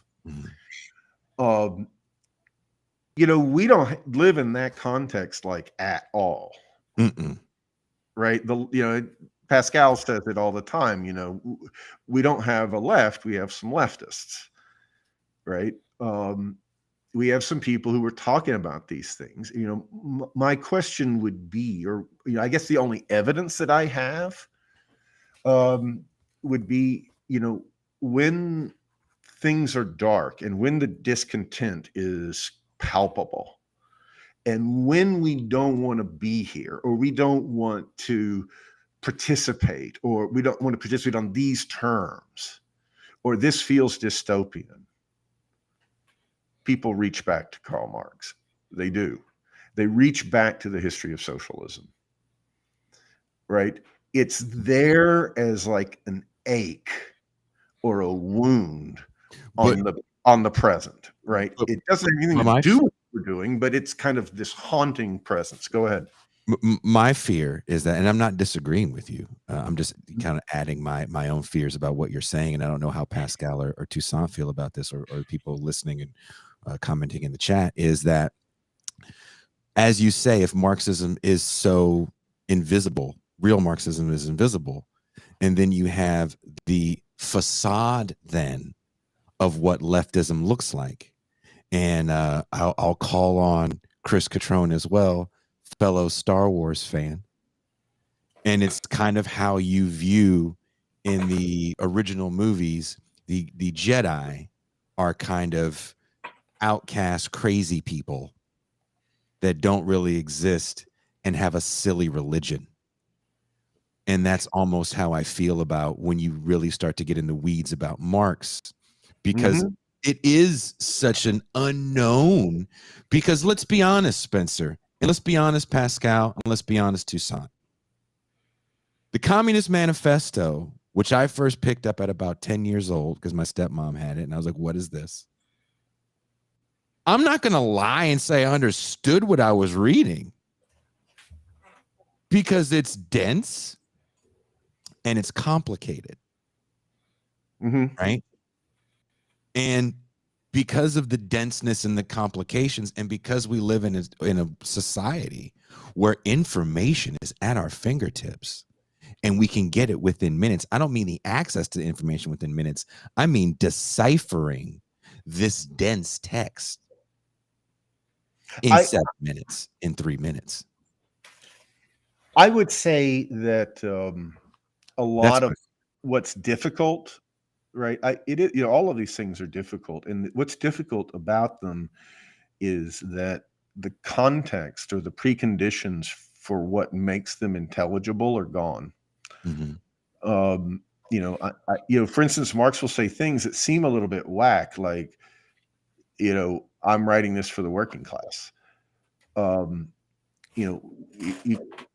if you look at, to plug my forthcoming books again, even if you look at this journalism that I've edited, this is the stuff that he's writing in English for the American press, is all for this newspaper, the New York Tribune. It was the largest circulating newspaper in the world because it had a weekly edition that was sent around the country.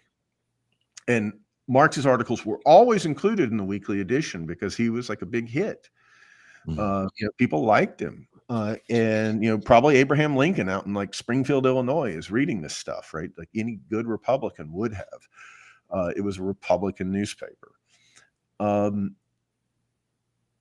level of the writing is way above anything that's written today. Mm-hmm. Like way above that. And I would argue that it was probably more intelligible to illiterate people than it is to literate people today. Because even illiterate people lived in a different world, which, yes, to our eyes looks unfree. Like it does, right? Like there's all kinds of capitalist progress between us and that time. But the difference between our time and their time is that they felt the revolutionary prospect of the future. And it resulted in like a radically different subjectivity, even amongst common people, right? That they thought that, they, in many ways, like I would say that the prospects of freedom in the 19th century are much greater, right, than they are today, in terms of, even though it's like a Eurocentric, colonial world with lots of slavery and so forth, right? There's a way in which, not just Karl Marx, like, Frederick Douglass, who, after all, wasn't well educated. Poor soul, he was born a slave. Yes. He had to, to scrape for his literacy, right? He had to hustle to get the time, right? You read his speeches, they're masterful. Mm-hmm. Pieces of rhetoric, and they just you can hear the revolution flowing through his speech, right? It was a different world, right? And these like cheap dismissals that you'll hear from these Democrats, like, oh, this is just white supremacy and blah blah blah. Mm-hmm. Why is it white supremacy? Because socialism was in Europe. That's their argument in essence. I mean, really, Jason, I've heard people say, literally, at Marx's conferences, the thing in New York City, they'll say, thank God we didn't achieve socialism in the 19th century because that would have been white supremacist. Right? Wow. It's But, I nice, mean, doesn't that, but Spencer, again, this kind of goes to what I'm talking about with when we think about the post 60s, 70s into the 80s, when everyone's in the outskirts, they're in the hinterlands of thought. Adolph Reed is in the Village Voice, which doesn't exist anymore, which I think is where most of those things were published that he writes in, what's the first book? And he's a product of the New Left. Yes. Right? Oh, yeah. And he'll tell you that. And he has no problems telling you that. When that's gone, it goes again. I want to use that kind of Star Wars metaphor, and I'm sorry if people don't like it, but when it's gone, where do you then go? And who then becomes the spokespeople for this movement? And what does your left look like? Because to me, it's always going to be captured, which is a reason why I do enjoy reading and learning, especially from someone like yourself. I wasn't joking and I wasn't trying to be funny when I said this man will forget more about Karl Marx than those of us on this screen will ever learn. What happens? Nice Bob Dylan reference. But I mean, Pascal, seriously, I forgot more about her. I forgot more than you'll ever know about her. Look, that song? Spencer, I think it's important to pass these things along. Pascal tries to pass things along that he learned from Bruce Dixon to me. Right. I then try to do it with my children.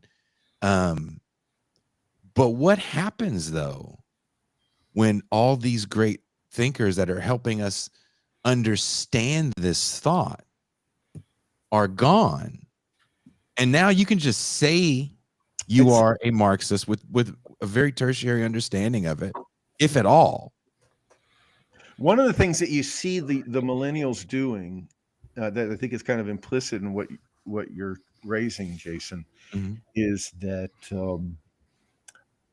they don't want to talk to old people. Right? They don't want to talk to the people who had I think a profounder experience generationally.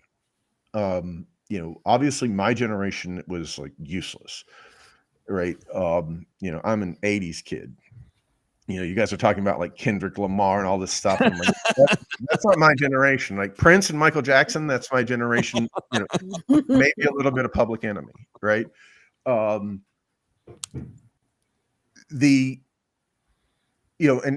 in my generation, there was just absolutely like no leftist movement. Really, it was a warmed over new left. Actually, it was kind of a repeat, and the millennials had an experience that promised to be something other than just like a degenerate repetition of the new left. But now they seem to want to have a degenerate repetition of the new left, like all the way down to like proletarianizing themselves and like doing the rank and file strategy and all this shit from the 70s, right? What is sad about the millennials is that like they had there was also a sense of vertigo. They had a sense that like history was like shifting, right? Because it was in the 2000s and 2010s, and they came to the point where they thought, we're going to like reconsider this history to find our way forward. And one of the things I hate about like the post-Bernie turn is that they've become much less curious, and they've turned off a whole set of questions. Ooh. Right. And it's really, and the catastrophism and the fear like drives everything. Right. And you really heard that with like with Matt Christman, and if it's like, like if we're like the last humans or whatever, right, I still want to struggle for socialism. Yeah. Right. And I quite frankly don't think that I can be, and it isn't to stop the climate from changing. I really think like if we're at the tipping point or whatever, capitalism's either going to figure it out or we're doomed, because socialism's going to be a long-term project. Right. It's a long-term project. It is not like getting Bernie Sanders elected. Right. It's a much deeper endeavor.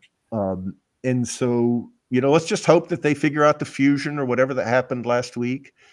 Right. And we go like carbonless, and they find a way to make money on that. Because, this is not something that the left is going to do like right now. It's like, right. It's just, like the capitalism's going to do that. I want to address a comment you made about the millennial generation. Do you think that part of the problem is that these leftists that we have choose leftism as a lifestyle choice as opposed to a political worldview? And that a consequence of that is that basically it's kind of like a club as opposed to a mechanism for political and social change? Yeah, I think that they don't know their history. Right. Like what is like what we call the left are like a bunch of socialist intellectuals and middle class people who would be members of a socialist party if there was one. Right. In the 19th century, there were lots of people, 19th and 20th century, there were lots of people who were not working class, right? They were intellectuals. They were philosophers like Karl Marx, or they were even capitalists like Robert Owen. They were kind of kooky utopians like Charles Fourier. They were like science and technology nuts like Saint-Simon. They were bohemians. They were interested in art. They would have been talking to Charles Baudelaire and Friedrich Nietzsche in the 70s and 80s, in the 1870s and 80s. This is what people meant by socialism, right? They actually meant the middle class people, right, who were in the party with the working class people, right? They were heirs to like Jean-Paul Marat. They were heirs to the Jacobins, right? They were heirs to like the revolutionary politicians of the past, but they were attaching themselves. I think Lenin calls himself a Jacobin attached to the socialist workers movement, right? They were journalists, right? That's like why Marx is a journalist, right? They wrote ideas, and there was a working class audience for that, right? And there was a debate. There were debates, and there were multiple parties, etc. And we just have the kind of the detritus that's historically, downstream from that, which is a bunch of intellectuals who kind of, this is where I just feel like, can we just be honest about what we are talking into these microphones and writing these books, right? We're like homeless socialists, right? Who are, who are kind of purposeless without a party, right? I'd much prefer, not that I would ever compare myself, but I'd prefer to be writing like Lenin writes, or Rosa Luxemburg writes, like, like party literature. Like that's what makes that shit weird, right? You read like, these are people in a party writing for members of a party. Like it's weird, right? When you read that old stuff, but that's what socialists did. And they weren't just debating strategy. They were talking about like, how does this movement fit into like the whole of world history, and right at each stage, and what is the meaning of this turn and that turn, right? There would be a press that would be for the working class that would be talking about this whole Elon Musk Twitter thing as this like capitalist phenomenon that tells us something about their system. Right. But that's Spencer, that's kind of like, where I get frustrated with where we are as a left, why I do this show. A lot of these shows, I'll be completely honest to people listening. A lot of the shows that we do come from, not so much anymore as Gene helps out with the booking, come from my frustration with the mainstream. Sure. And, what you're talking about with Elon Musk and Twitter, it's kind of exactly my frustration. I read a really interesting Medium piece from a person that writes in tech that works for Microsoft. I can't remember the woman's name. And it was titled, "Is Failure Part of the Plan?" when it came to Twitter.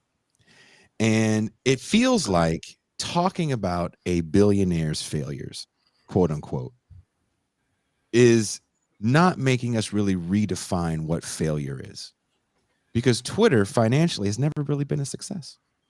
The big tech companies that we talk about that actually influence politics and policy and holds court over the working class. I'm talking about Uber, Lyft, DoorDash. When we talk about the proletariat, we talk about the working class. People love talking about Starbucks. For some reason, no one really likes to talk about the people that drive the people to Starbucks, right? Or deliver said Starbucks.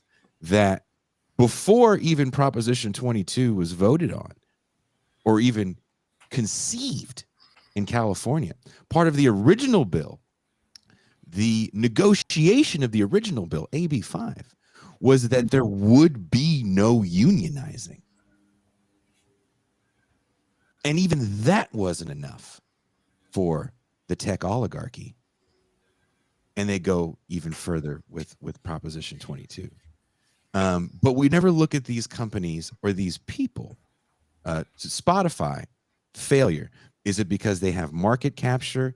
Is it because we can't think beyond markets?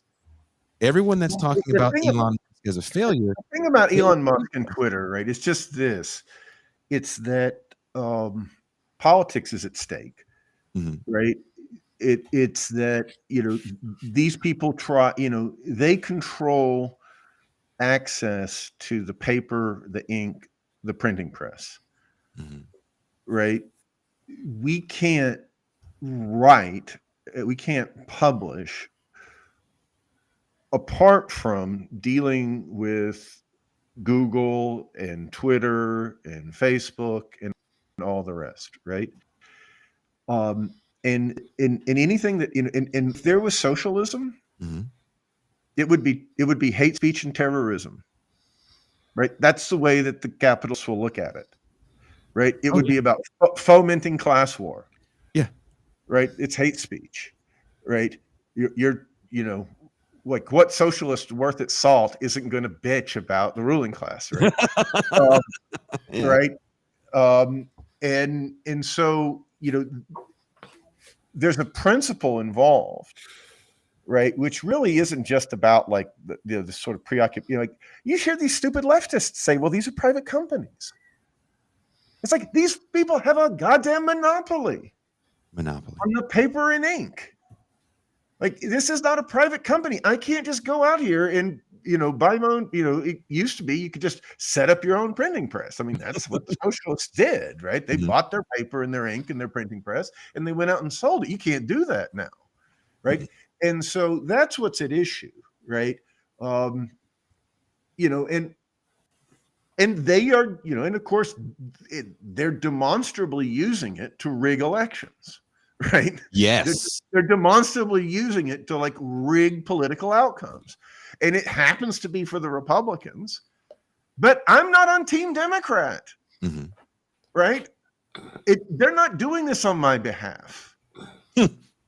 Right? They're just violating like the only legal space in which socialism could possibly develop. Right? Which, I hate to tell these stupid leftists. Right. The FBI is not on your side. The CIA is not on your side. Right. The only thing that is on your side is the fucking Constitution. Right. It is your right as a minority. It is the right to have views that are not appreciated in society, that are offensive, that do call everything into question.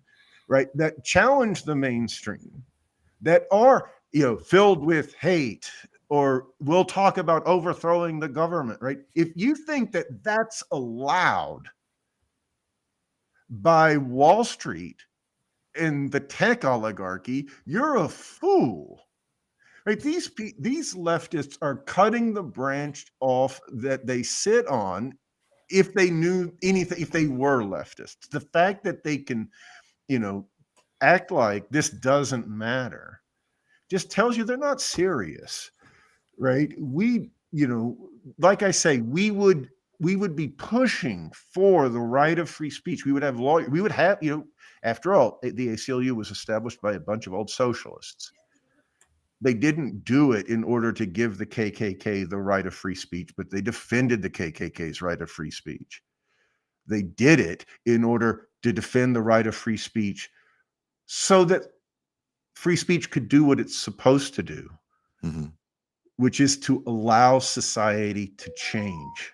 But isn't that the greatest thing that has been happening in the sense for capitalism to protect itself? That free speech is now fallen into the hands of the private sector? I mean, if you really think about free speech, like where we have our public debates are not in the public sphere, we have them in the private sector. Right. I mean, we need to be clear about these things, right? That like our rights under the Constitution are at stake in the things that, this Vijaya Gade and these other people are doing in a private corporation.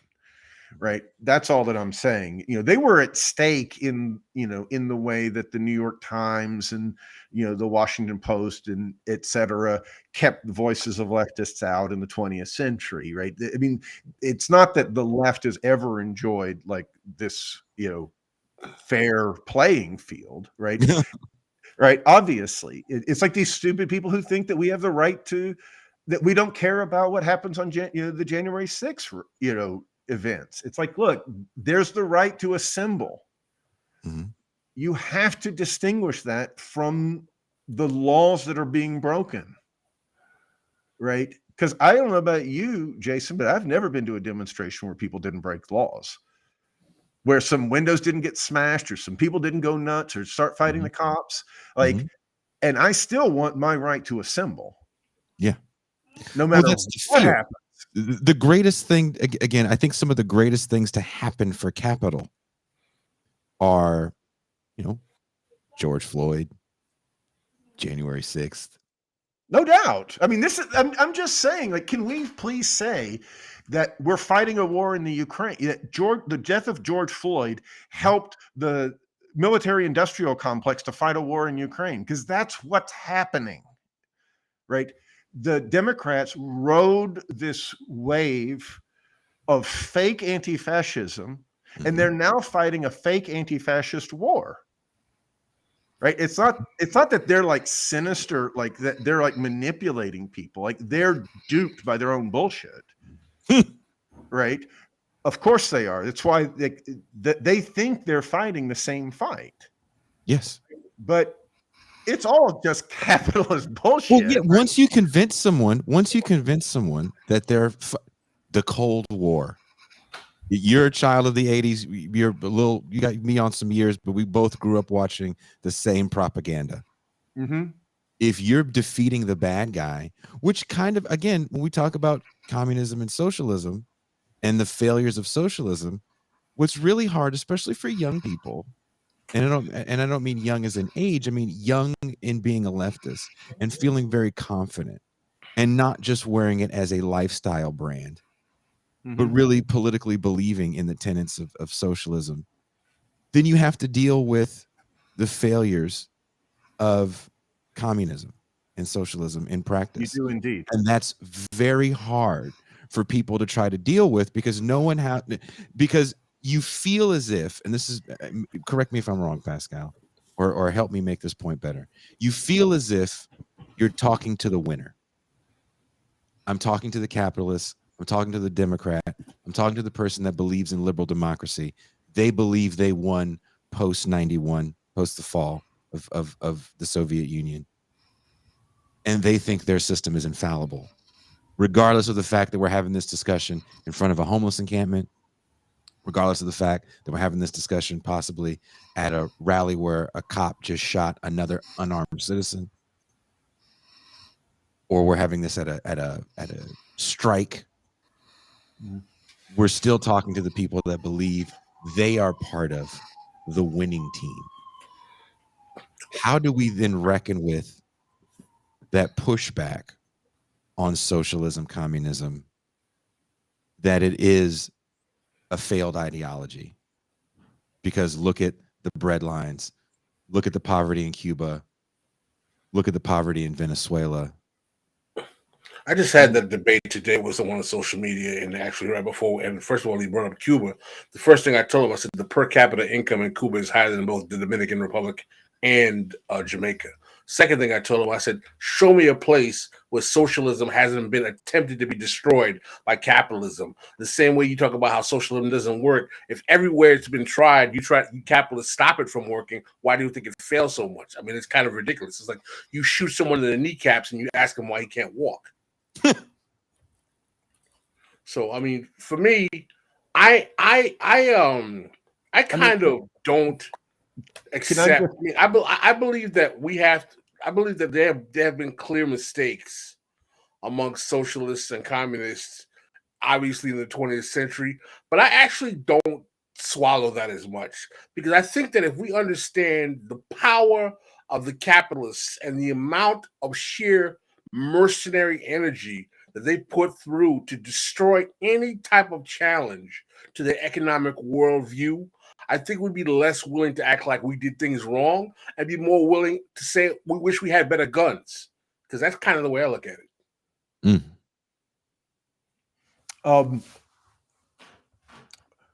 Well, Democrats could take your guns, Pascal.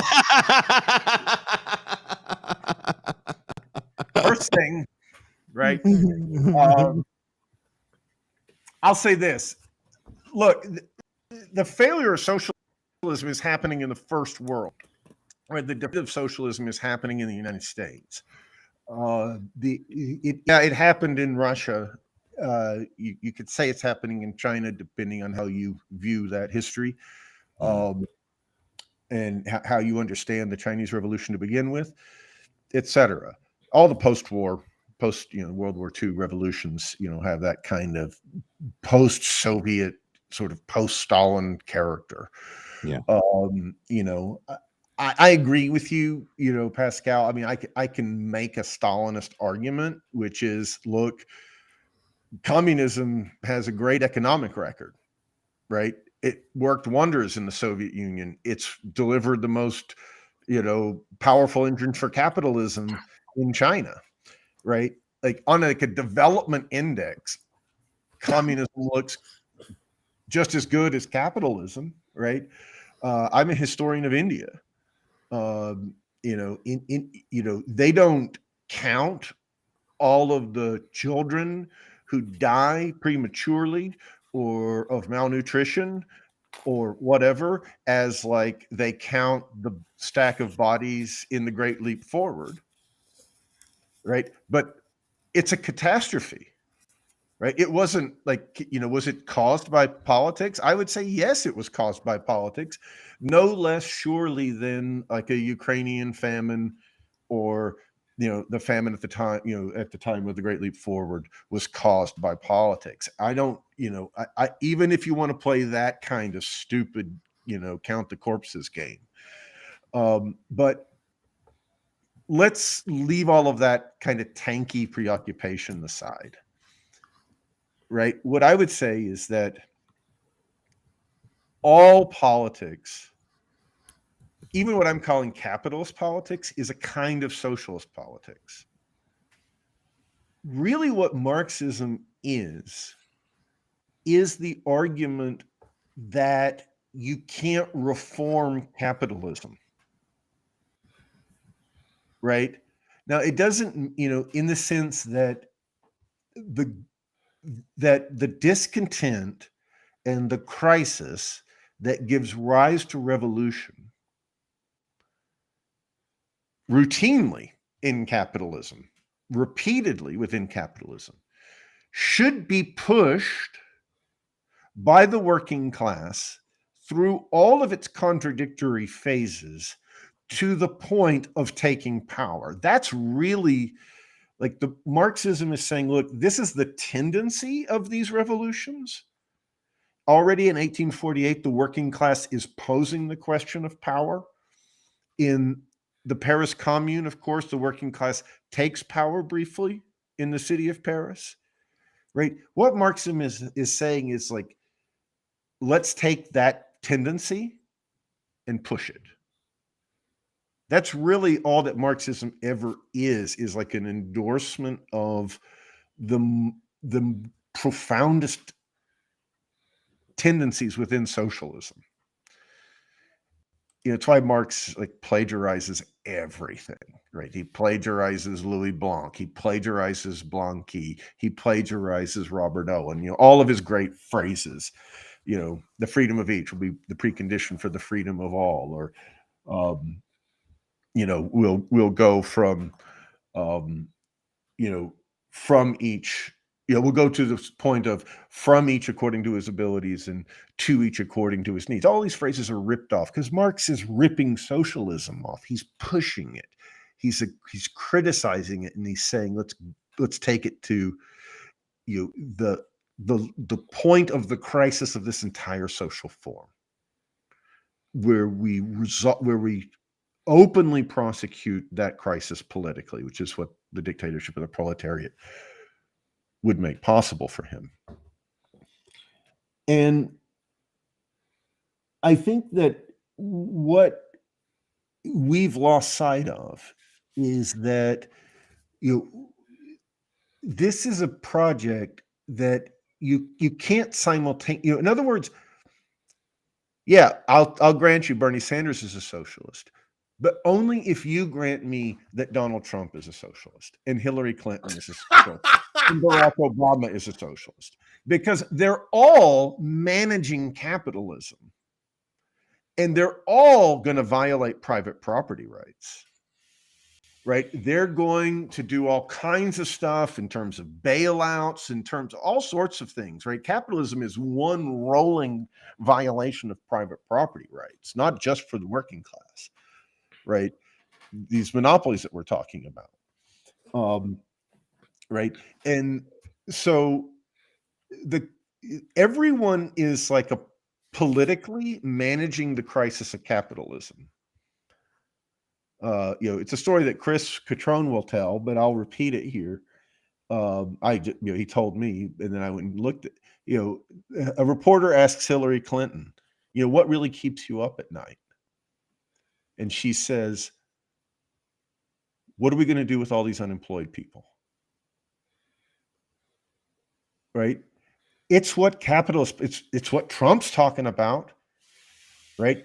Trump is talking about addressing the unemployment problem. That's what's behind his border wall. That's what he thinks the remedy to the fentanyl epidemic is, the opioid epidemic. He wants to use politics to bring jobs home to America. That's what his trade policy was about, right? These people are about addressing the crisis of the commodity form of labor. That's what all politics in capitalism is about, right? In that sense, but what's happened in the 20th century is that state capitalism has become identified with Marxism, right? And that is a fundamental problem, right? In that sense, socialism becomes indistinguishable from like the Kaiserreich on a war footing, right? There was like, the model is not like, taking over private property for the sake of like the war economy. But in a fundamental way, that's what both the, that's both what the New Deal social democratic West and the Stalinist East came to look like, right? In America, no less than in the Soviet Union, the model was war, right? That's why they talked about the war on poverty. It's why the working class thought, maybe this Vietnam War will keep us like all employed. Well, isn't that still the talking point? The glory days, right? World War Wars. Yeah. I'm sorry, Jason. I didn't. We fight these amorphous wars, drugs, poverty, like you said. The war on poverty. Rosie the Riveter, right? It's a great moment of the emancipation of women, right? It's when, of course, Black people were drawn out of the South. A great moment of migration, right? Mm-hmm. That Black people were drawn into the cities of the North to power the war effort, right? To power the arsenal of democracy, right? And of course, the United States was a better worker state than the Soviet Union was, in the sense that like workers were still immigrating from the Soviet Union to the United States, right? Because it was a better place to be a worker, right? In other words, I would say we need to think about the failure of socialism in England, France, Britain, the United States, Germany, Japan. Like, can we please talk about socialism in the core of capitalism? Not as like a developmental project, like not like, look, they industrialized the Soviet Union, or see China's done really well after, pretty long and horrific experience. Can we talk about like completing the American Revolution, please? Right? Can we talk about because that's the only meaning, that's it, until there's socialism mm-hmm. in the United States, mm-hmm. there's no socialism in the world. It's just that goddamn simple. I mean, Right. there's a lot of countries that will agree with you. The whole world up. Hey, Spencer, Grenada will agree with you, right? What do you mean by that? I don't follow. Well, I mean, Grenada tried in '83. I'm just saying that, look, if we even created like a socialist party with like 3% of the people of the United States, 4%, like, that's what they had under Eugene Debs. It would be a geopolitical revolution. It would transform the Palestinian-Israeli question. It would transform the war in Ukraine. It would transform the China-Taiwan question. It would be an event that would ramify throughout the world. Just like something as simple as the overthrow of Jim Crow was a worldwide event, was the galvanizing event of the middle of the 20th century, right? It wasn't Khrushchev's 20th Party Congress speech, right? It was the political transformation of the global New Deal that was effected through the civil rights movement, right? Events in the US, because people still know, people in China know. I mean, I was just watching some video of Japanese people talking, and they were like, I really want to travel around the world. I really want to go to America because I want to experience that freedom. Interesting. I mean, you laugh, but it's still real, right? It's still, we need a left that will take that legacy. Like every Cold War lie about America and make it true. Because all those Cold War lies had a seed of truth. Of course they did, right?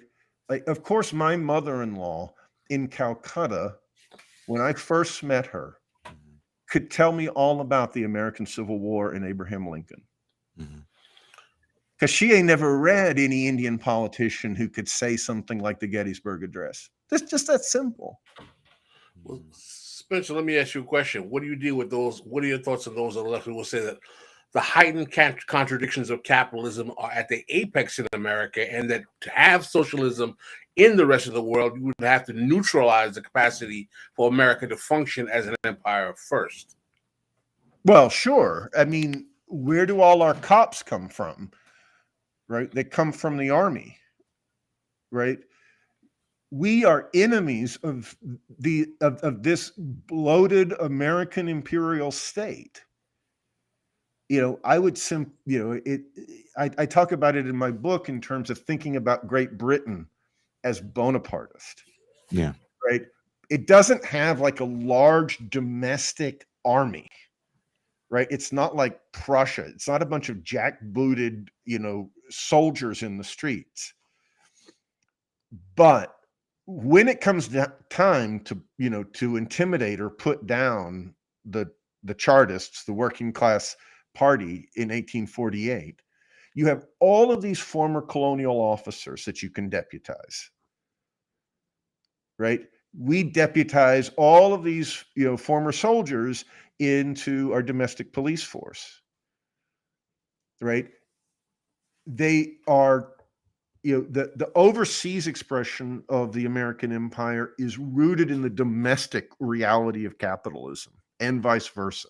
The fact that we have to police our poverty, that we have to police this, rotten, disintegrating capitalist society the way that we do is Spencer, our empire and vice versa. The picture you're painting is very frightening. And I think people might be a little too distant from how frightening that picture is. Why? If we go back, if we go back, and I'm not disagreeing with the picture you're painting at all. I just want to elaborate on the horrific nature of it, and maybe make it a little more vivid. If you think about 1992, when the riots happened in Los Angeles, there's a great documentary that is just footage. It's about an hour plus of just footage, from news footage to on the ground people that had camcorders back then, right? before the ubiquitous nature of our surveillance state that we keep on our pocket. And when you see the National Guard,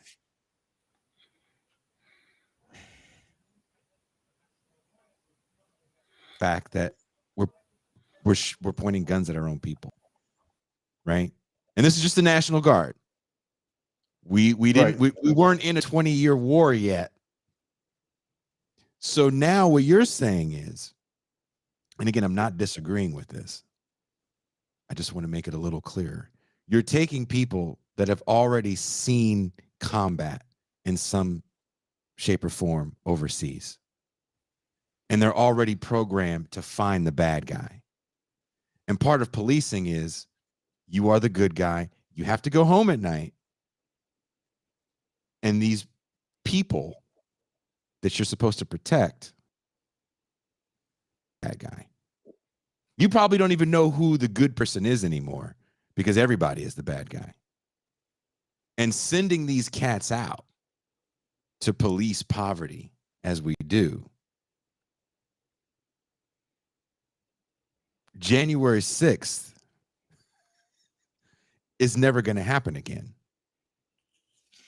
Because you're going to feel very comfortable with opening fire. I mean, look, the Democrats are going to let more white riots happen, right? They love white riots. Yeah. Right. They let Charlottesville happen and they let January 6th happen. Make no mistake. It was Democratic politicians all the way down, from the governor to the mayor to the chief of police in Charlottesville, the mayor of Washington, D.C., all the bureaucrats in Washington, they like white riots because it feeds their fucking bullshit, right? And obviously, those people on January 6th didn't have any business. These are like 50-year-old like real estate agents, right? Right. These people were dying, right? When they talk about the people who were killed, like they were people who were killed. They were dying from I'm getting some feedback here from someone. They were dying from the crowd control shit that the cops were using, right? The tear gas. They were like, that's just made for 20-year-old, like, city demonstrations, not for like a bunch of dumb old people. But to your point, like obviously, like when socialism really developed, right? If you like read, say, the late Frederick Engels,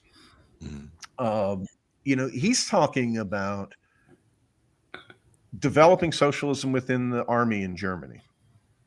Right? He's talking about like splitting the army, right? He's talking about neutralizing the repressive capacity of the state from within, right? And they'll use these analogies like Christianity infecting the Roman army and stuff like this, right? Because they're evading censorship, but like that's what they're talking about. They're talking about socialist propagandizing within the military. And of course, if you talk to Adolf, like that's where he started, right? He used to do that stuff with the Socialist Workers' Party, right? He would work with soldiers outside of, military training facilities in the U.S. Right? All of socialists have this memory, right, of socialism operating even within, the armed forces. What I would say is twofold. Like, look, there are bad guys.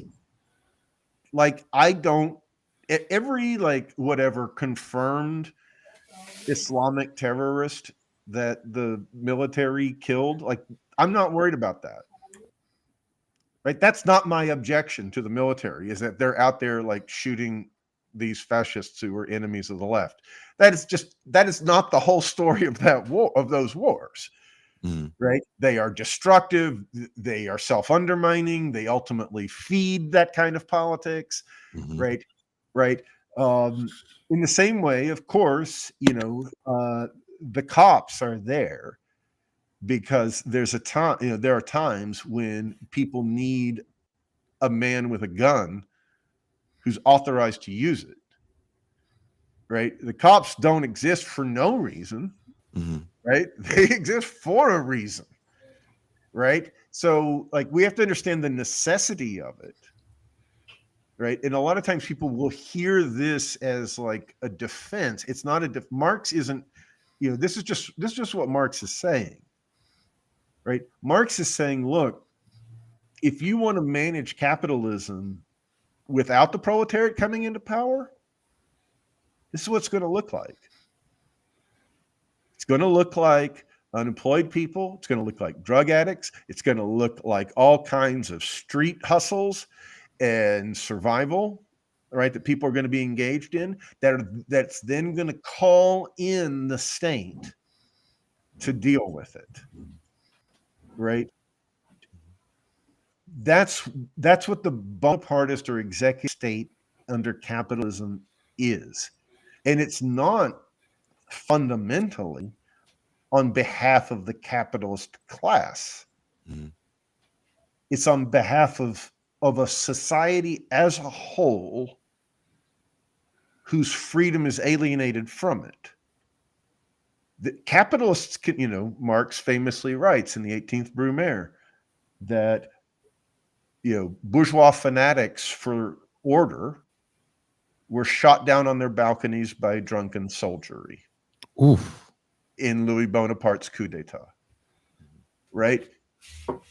The bourgeoisie can be offed, right? Elon Musk can have his property taken away from him, just like Kanye West can have his property taken away from him, right? You can be canceled. And of course, that looks much more brutal in Russia or in China, right? Where, capitalists are just sort of pure products of politics. And so, this is a society that is not just in conflict at a class level. In fact, the class conflict is, as it were, a phenomenal expression of an underlying contradiction, right? That's why you can have capitalism without capitalists, right? Which is, the way I would talk about, for instance, the Soviet Union, right? You can line the capitalists up and shoot them, and you will still have this problem, right? What Marx calls the persistence of bourgeois right, the persistence of this contradiction. When I say that all of these politicians are socialist, what I mean is they're all dealing with the fact that the working class is putting each other out of work. Right? They're all dealing with the problem that for me to go to work, I have to put you out of work. Right? And that goes that's this is how you can begin to talk about racism. This is how you can begin to talk about immigration. This is how you can begin to talk about the passport regime that controls the international flow of people.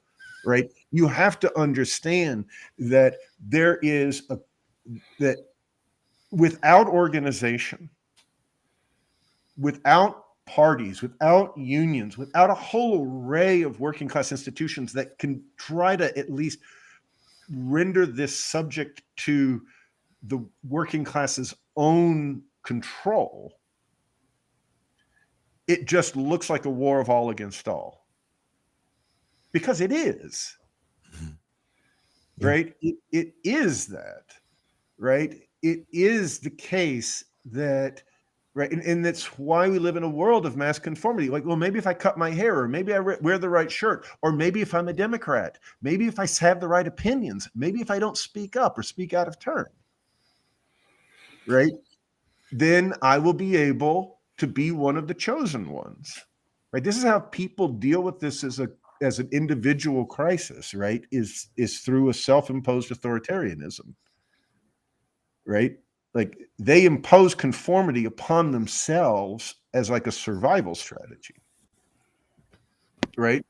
So, politics is we have to, like I say, if the working class in the United States just began to build the least bit of confidence for which it has to be independent, right? It has to be independent. Look at this. The whole point of this railway workers thing is that they let the Democrats handle it. The Democrats didn't want that strike before the election. Of course.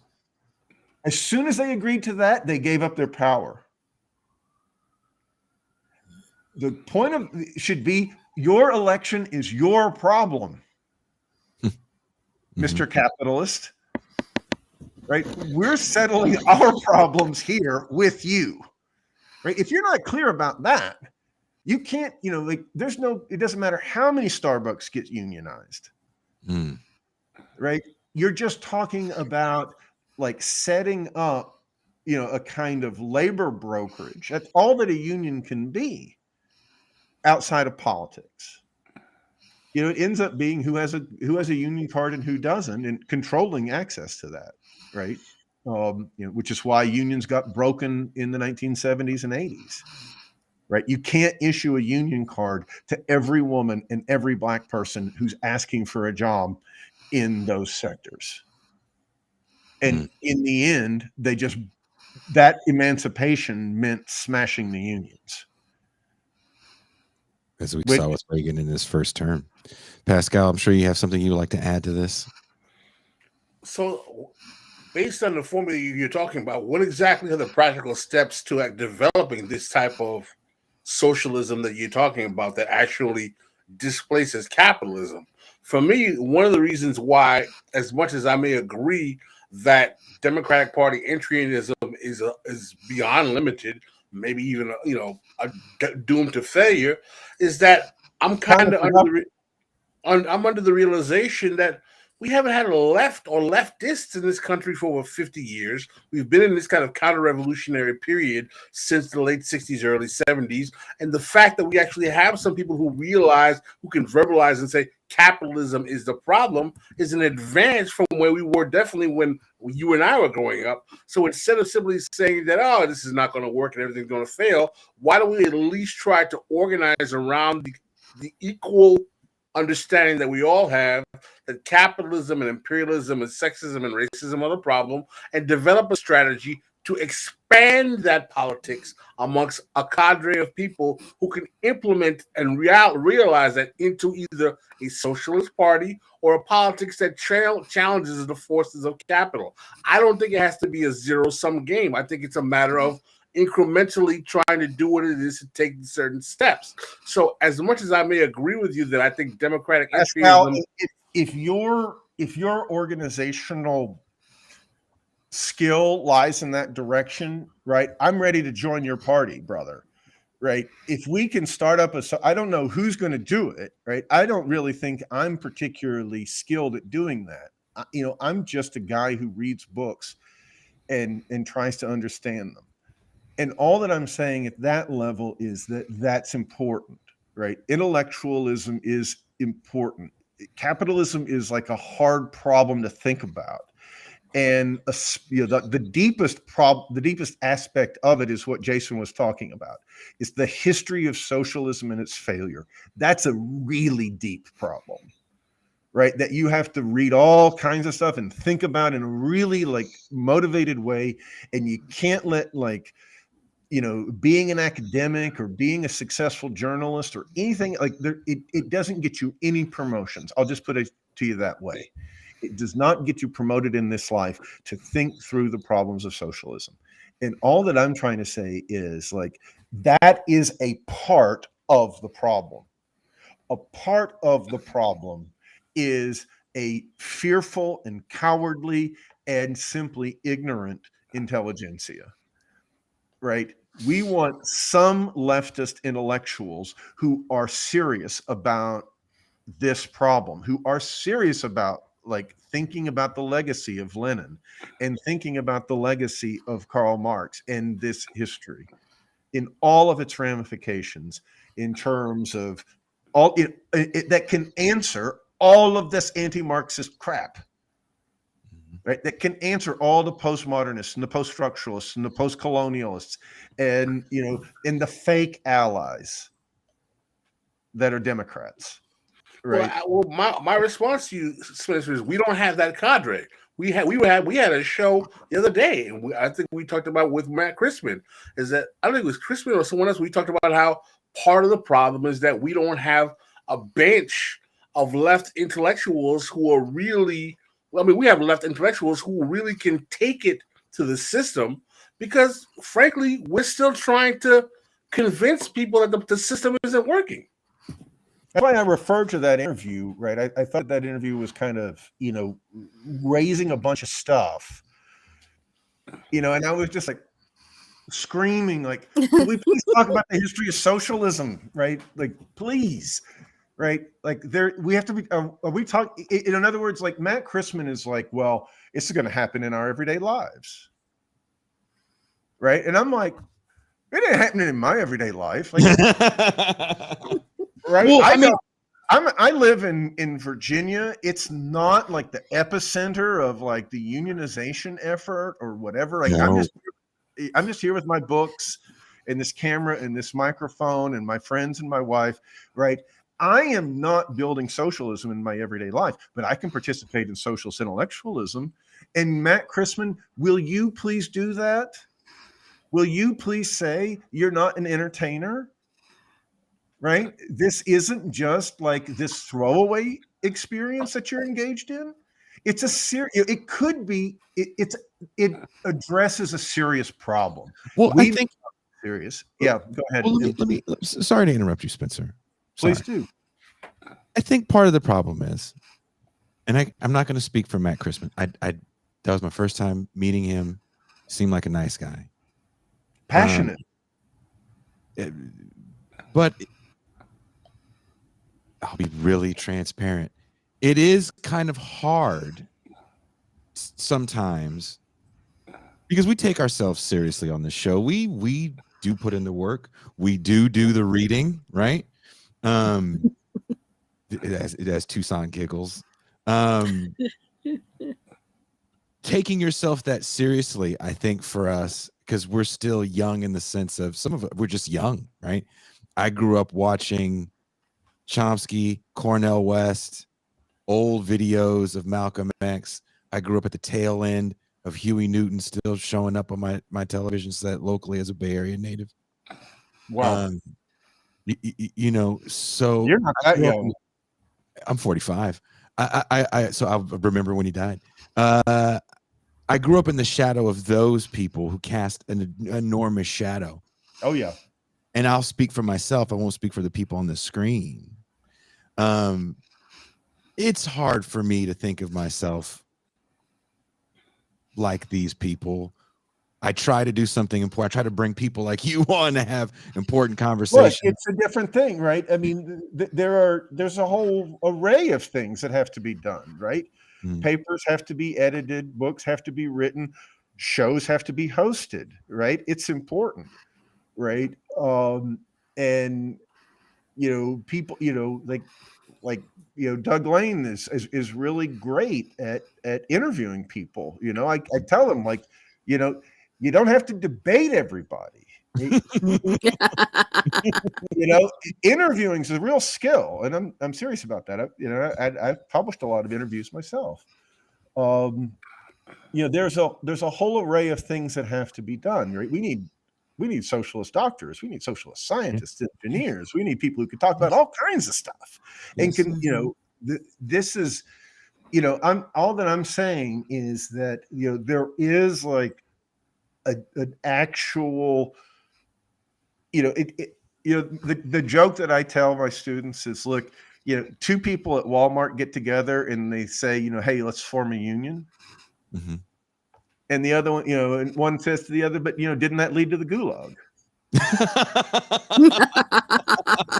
Right? Because like there's a whole history, right? That again, like you don't have to study to know it, right? Like it's in the world that we're born into, right? And that history does weigh upon us. It is here with us. It is happening, right? And I hear these leftists sometimes who think that capitalism is like a logical problem, right? Or something. It's like, no, you're in history. That's what we're dealing with. It's weighing like a nightmare upon our brains, right? It's not that we can't like give the capitalists an argument, right? I'm like, no, we can. right? These people are not serious intellectuals. They never have been. They don't really have to be, No, right? no, they don't. All they have to do is sit back and watch us fail, Mm-hmm. which is all that the right ever is, right? The right is just cashing out the failures of the left. It has no project and it has no intellectual resources of its own, right? It's like Adam Smith, right?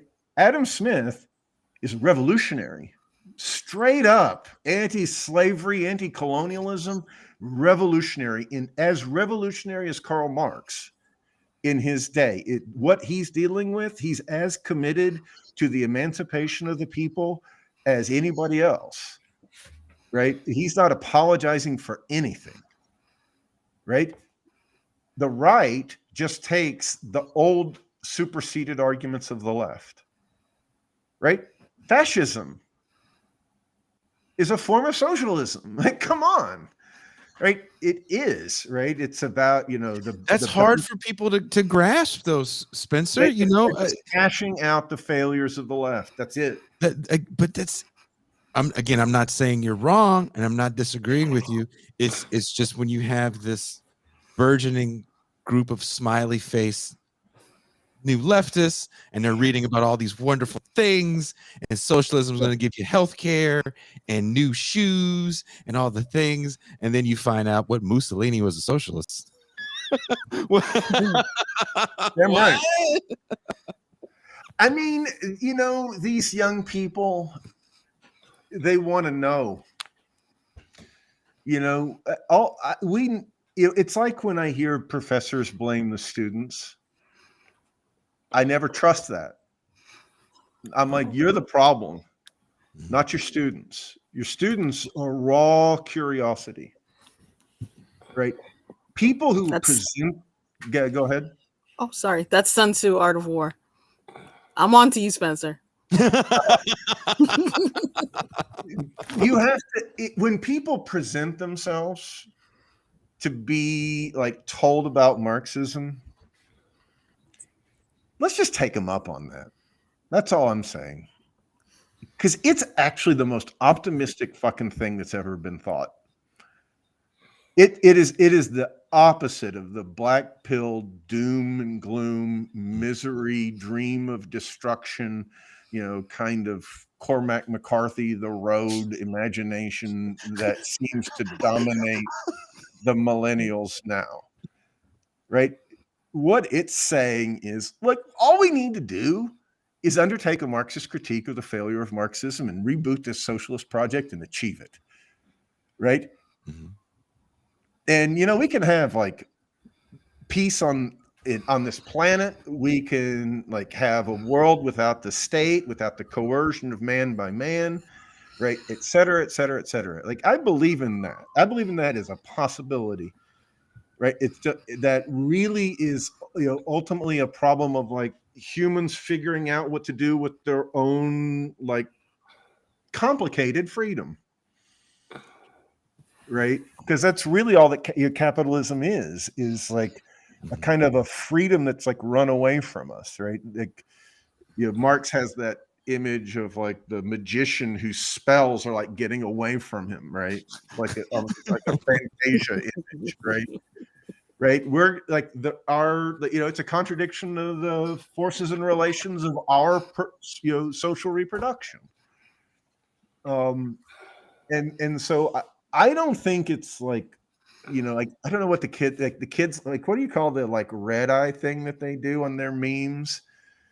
When somebody's like based, right? They've got like the red eye and all this stuff, right? And it seems like, they think everything is like some like, I don't know, heavy, like dark, suicidal guitar riff or something.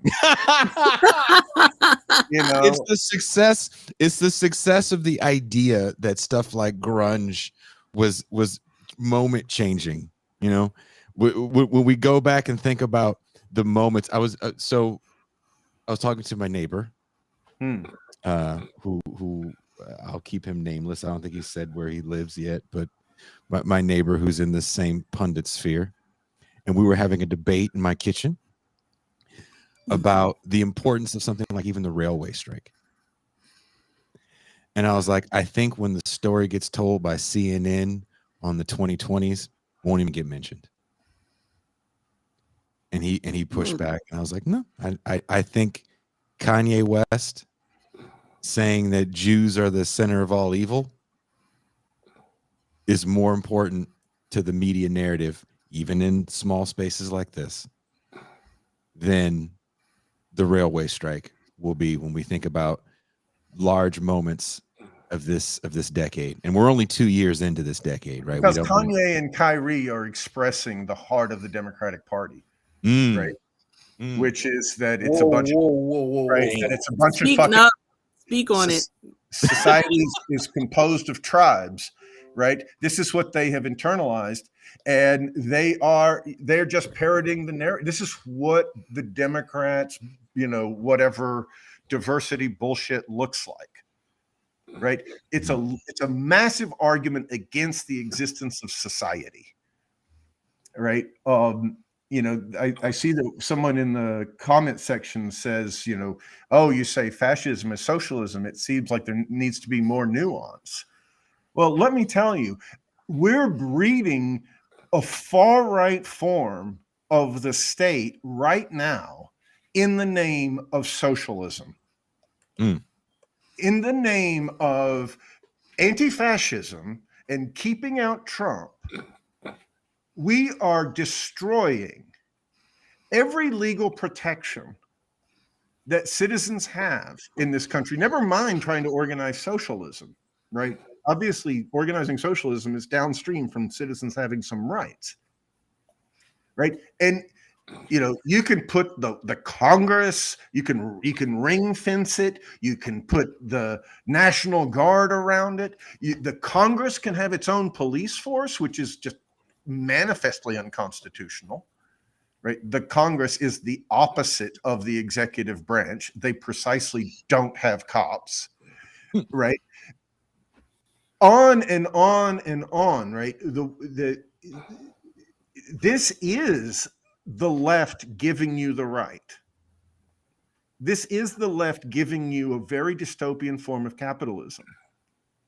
It's a degraded, it's compared to the struggle from 1914 to 1940 in Europe for socialism.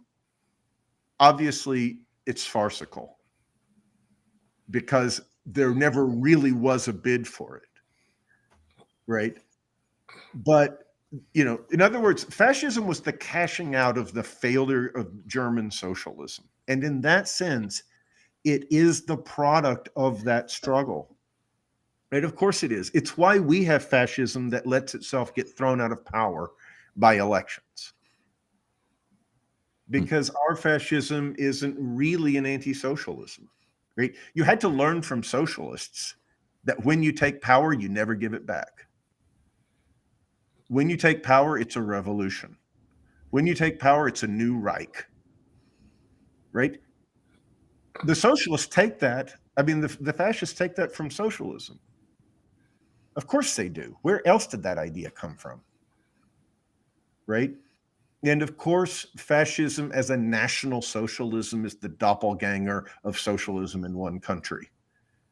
And I don't care what these tankies in the comments say. Right? They need to study their history. They really That's do. the hard part, right? Pascal, do you have anything to add to that? I'm sitting here observing this belief that socialism is the precursor to fascism. I mean, I'll think about that considering the millions of communists that were killed by the Nazis. I don't know. The millions of communists were killed by Stalin too. That's true. Right? So who kills socialists but socialists? I mean, can we get real about that, right? I'm just saying that Where does Dugin come out of? Dugin comes out of Marxism. I mean, you opened up another Pandora's box. I'm sorry. This guy a crackpot? Like he comes out of I don't know what, the the czarist secret police. Right. You know, and the czarist secret police organized unions, and it's right.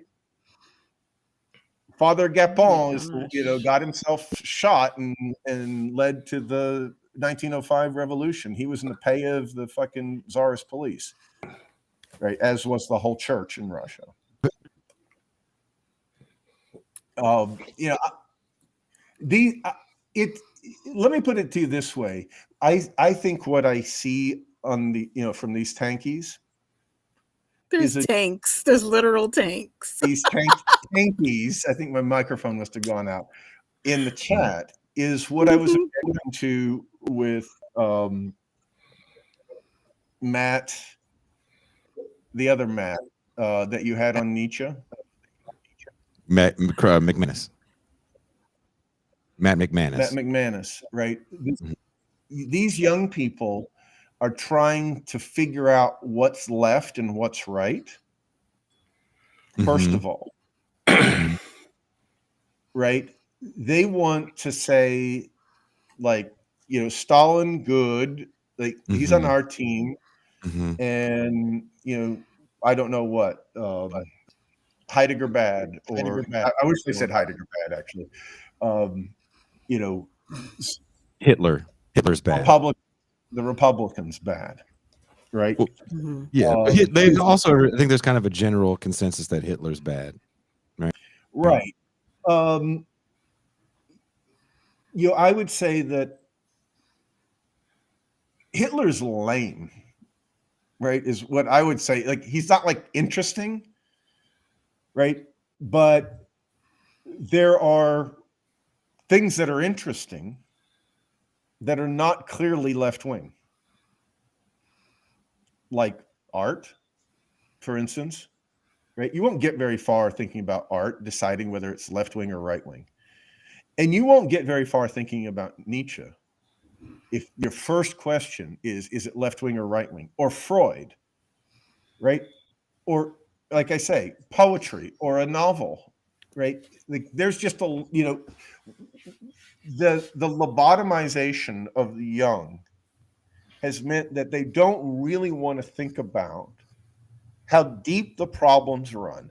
And if Nietzsche helps you think about how deep the problem runs, or Freud helps you to think about it, then they're Marxists. It's just that simple. In other words, Marxism is the project of transforming the whole of society. And that means taking on every insight. And if you don't have, like, if your Marxism can't bring those on board, it's probably not going to be adequate to the project of transforming society. This is what I mean by there's a kind of a cowardice amongst the intellectuals that amongst younger people, that the 60s intellectuals didn't have. Like, they were much more willing to try to, like, think through it all, however failed that turned out to be. Sorry. Can Please. I offer a tepid defense of Matt Christman? Mm-hmm. Well, I think that Matt Christman or Matt McManus? Matt Christman. Uh-huh. McManus needs no defense. Christman, I think Chapo Trap House was very popular during the high days of Bernie.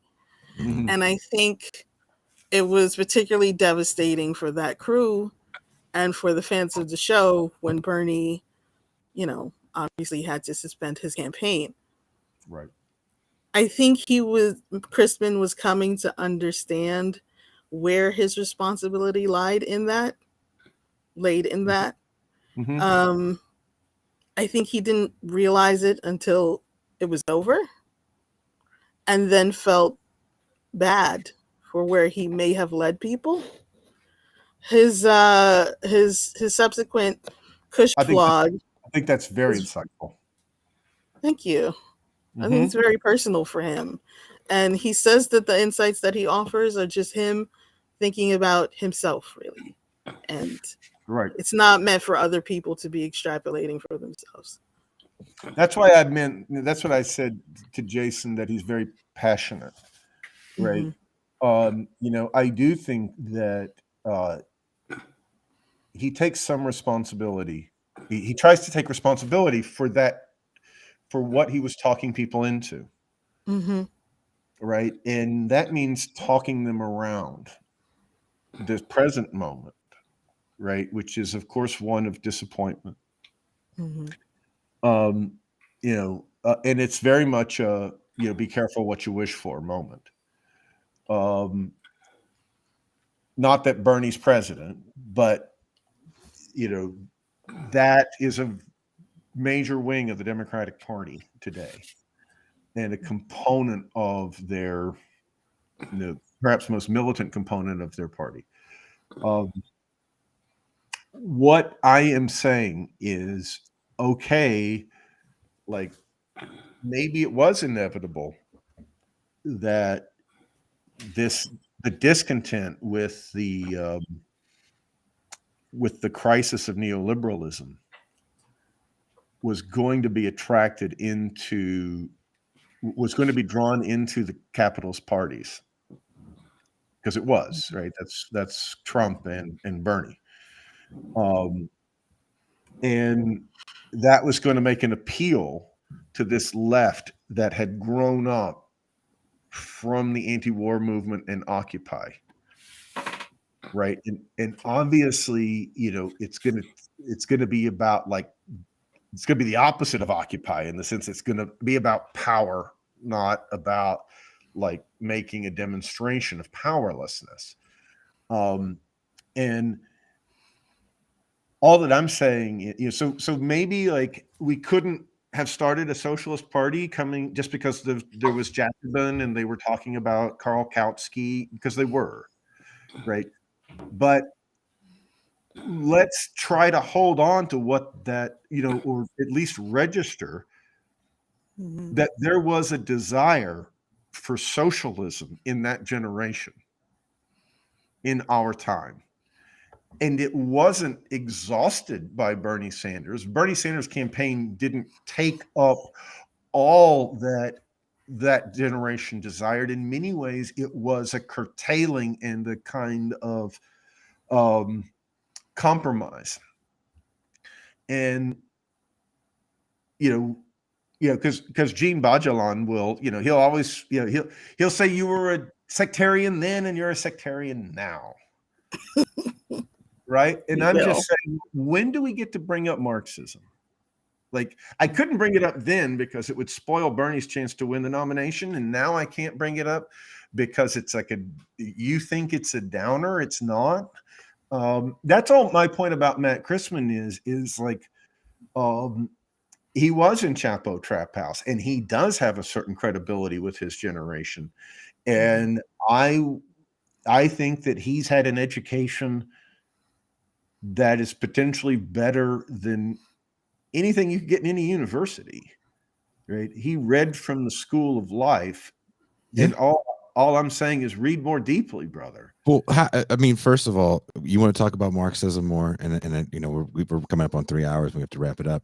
I think first and foremost, we have to somehow take it out of where it sits, where some people I hate to use the term gatekeeping, in the hollowed halls of elitist academia and elitist, high art and high thought. And as long as this theory remains either the childish endeavor of a young college student or an old professor, and we don't really understand its working class roots, even in the modern history, which is why I want to do a show on the murder of the workers' rights activists that were trying to unionize the factories in Charlotte, North Carolina. It's so important to talk about that history when we talk about Marxism and socialism and even communism, from the standpoint of Black communists leading that movement in Charlotte, North Carolina, that were part of the working class, that were part of the church as well. When we erase that and it stays in the hallowed halls of almost abstract thought, then we're going to keep asking the same questions over and over again. Right. I mean, just to kind of bring it back around to Pascal's first question, I would say that rather than thinking about, rather than the academic trend of, which is really what Cedric Robinson's legacy is today. It's all about the new history of capitalism, right? Everybody reads Cedric Robinson, right? It's totally mainstream. Let's talk about the centrality of the American struggle for freedom, the American Revolution writ large, which Black people have always been central to, which the question of slavery, the overcoming of slavery, Jim Crow had always been central to, right? In a sense, what I've been pleading for, whether talking about 1776 or talking about what Marx was engaged with, the American Civil War, or talking about the 20th century, is to say, look, the United States it's the project of socialism is profound in this country. It's not a mistake. It's not like Black people just happen to be in the working class and struggling for socialism, right? This is the working class of the United States, right? The problem of racism, as Adolph Reed points out, is a class problem. It's about the constitution of the working class, right, as a political form, right? And at that level, right, we don't need a Black caucus because we don't need a white labor movement, right? We don't need two labor movements. We need one labor movement because there's one class enemy, right, et cetera, right? That's where the rubber hits the road when you're talking about all of this identity politics, right? Are you going to tell me about identity politics in the working class? No. You're going to talk. I want to talk about organizing the people who are experiencing the exploitation and who know about it, right? Because their struggles are going to come from that immediate experience, right? And a fundamental element of that experience is the absence and necessity of their forming political and social union as a class, right? Their exploitation is linked to that. It's not linked to it's not fundamentally linked to the fact that some are Black and some are white. It's fundamentally linked to the fact that there's no socialist workers movement, right?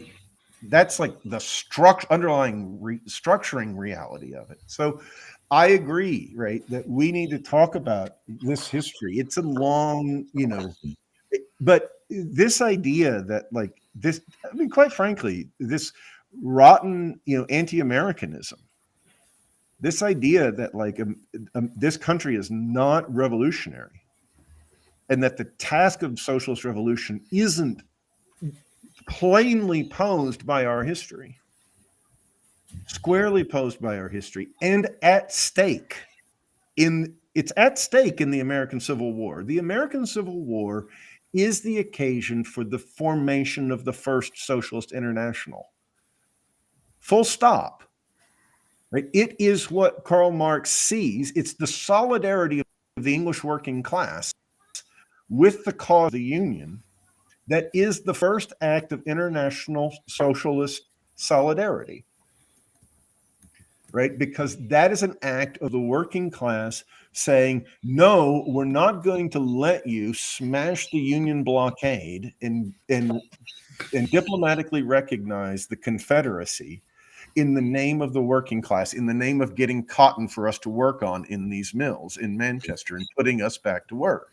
No, we would rather these mills be closed and we receive no pay than the ruling class act in this manner, right? And this is when the British had tens of thousands of troops in Canada ready to invade the North on behalf of the Confederacy, right? It was stopped by the working class in Britain because because America's history not only impacts the rest of the world, its history has always been connected to that of the rest of the world. And we're dealing with this national-minded left that just wants to, it somehow wants to have open borders and a $20 an hour minimum wage and universal health care. It's completely Stalinist, nationalist, and absurdly utopian. If you want a welfare state, it's going to have to be closed borders. I mean, like that's just fucking obvious. A welfare state is entitling people on the basis of their citizenship to certain, government programs. These people are anti-internationalist in their thinking.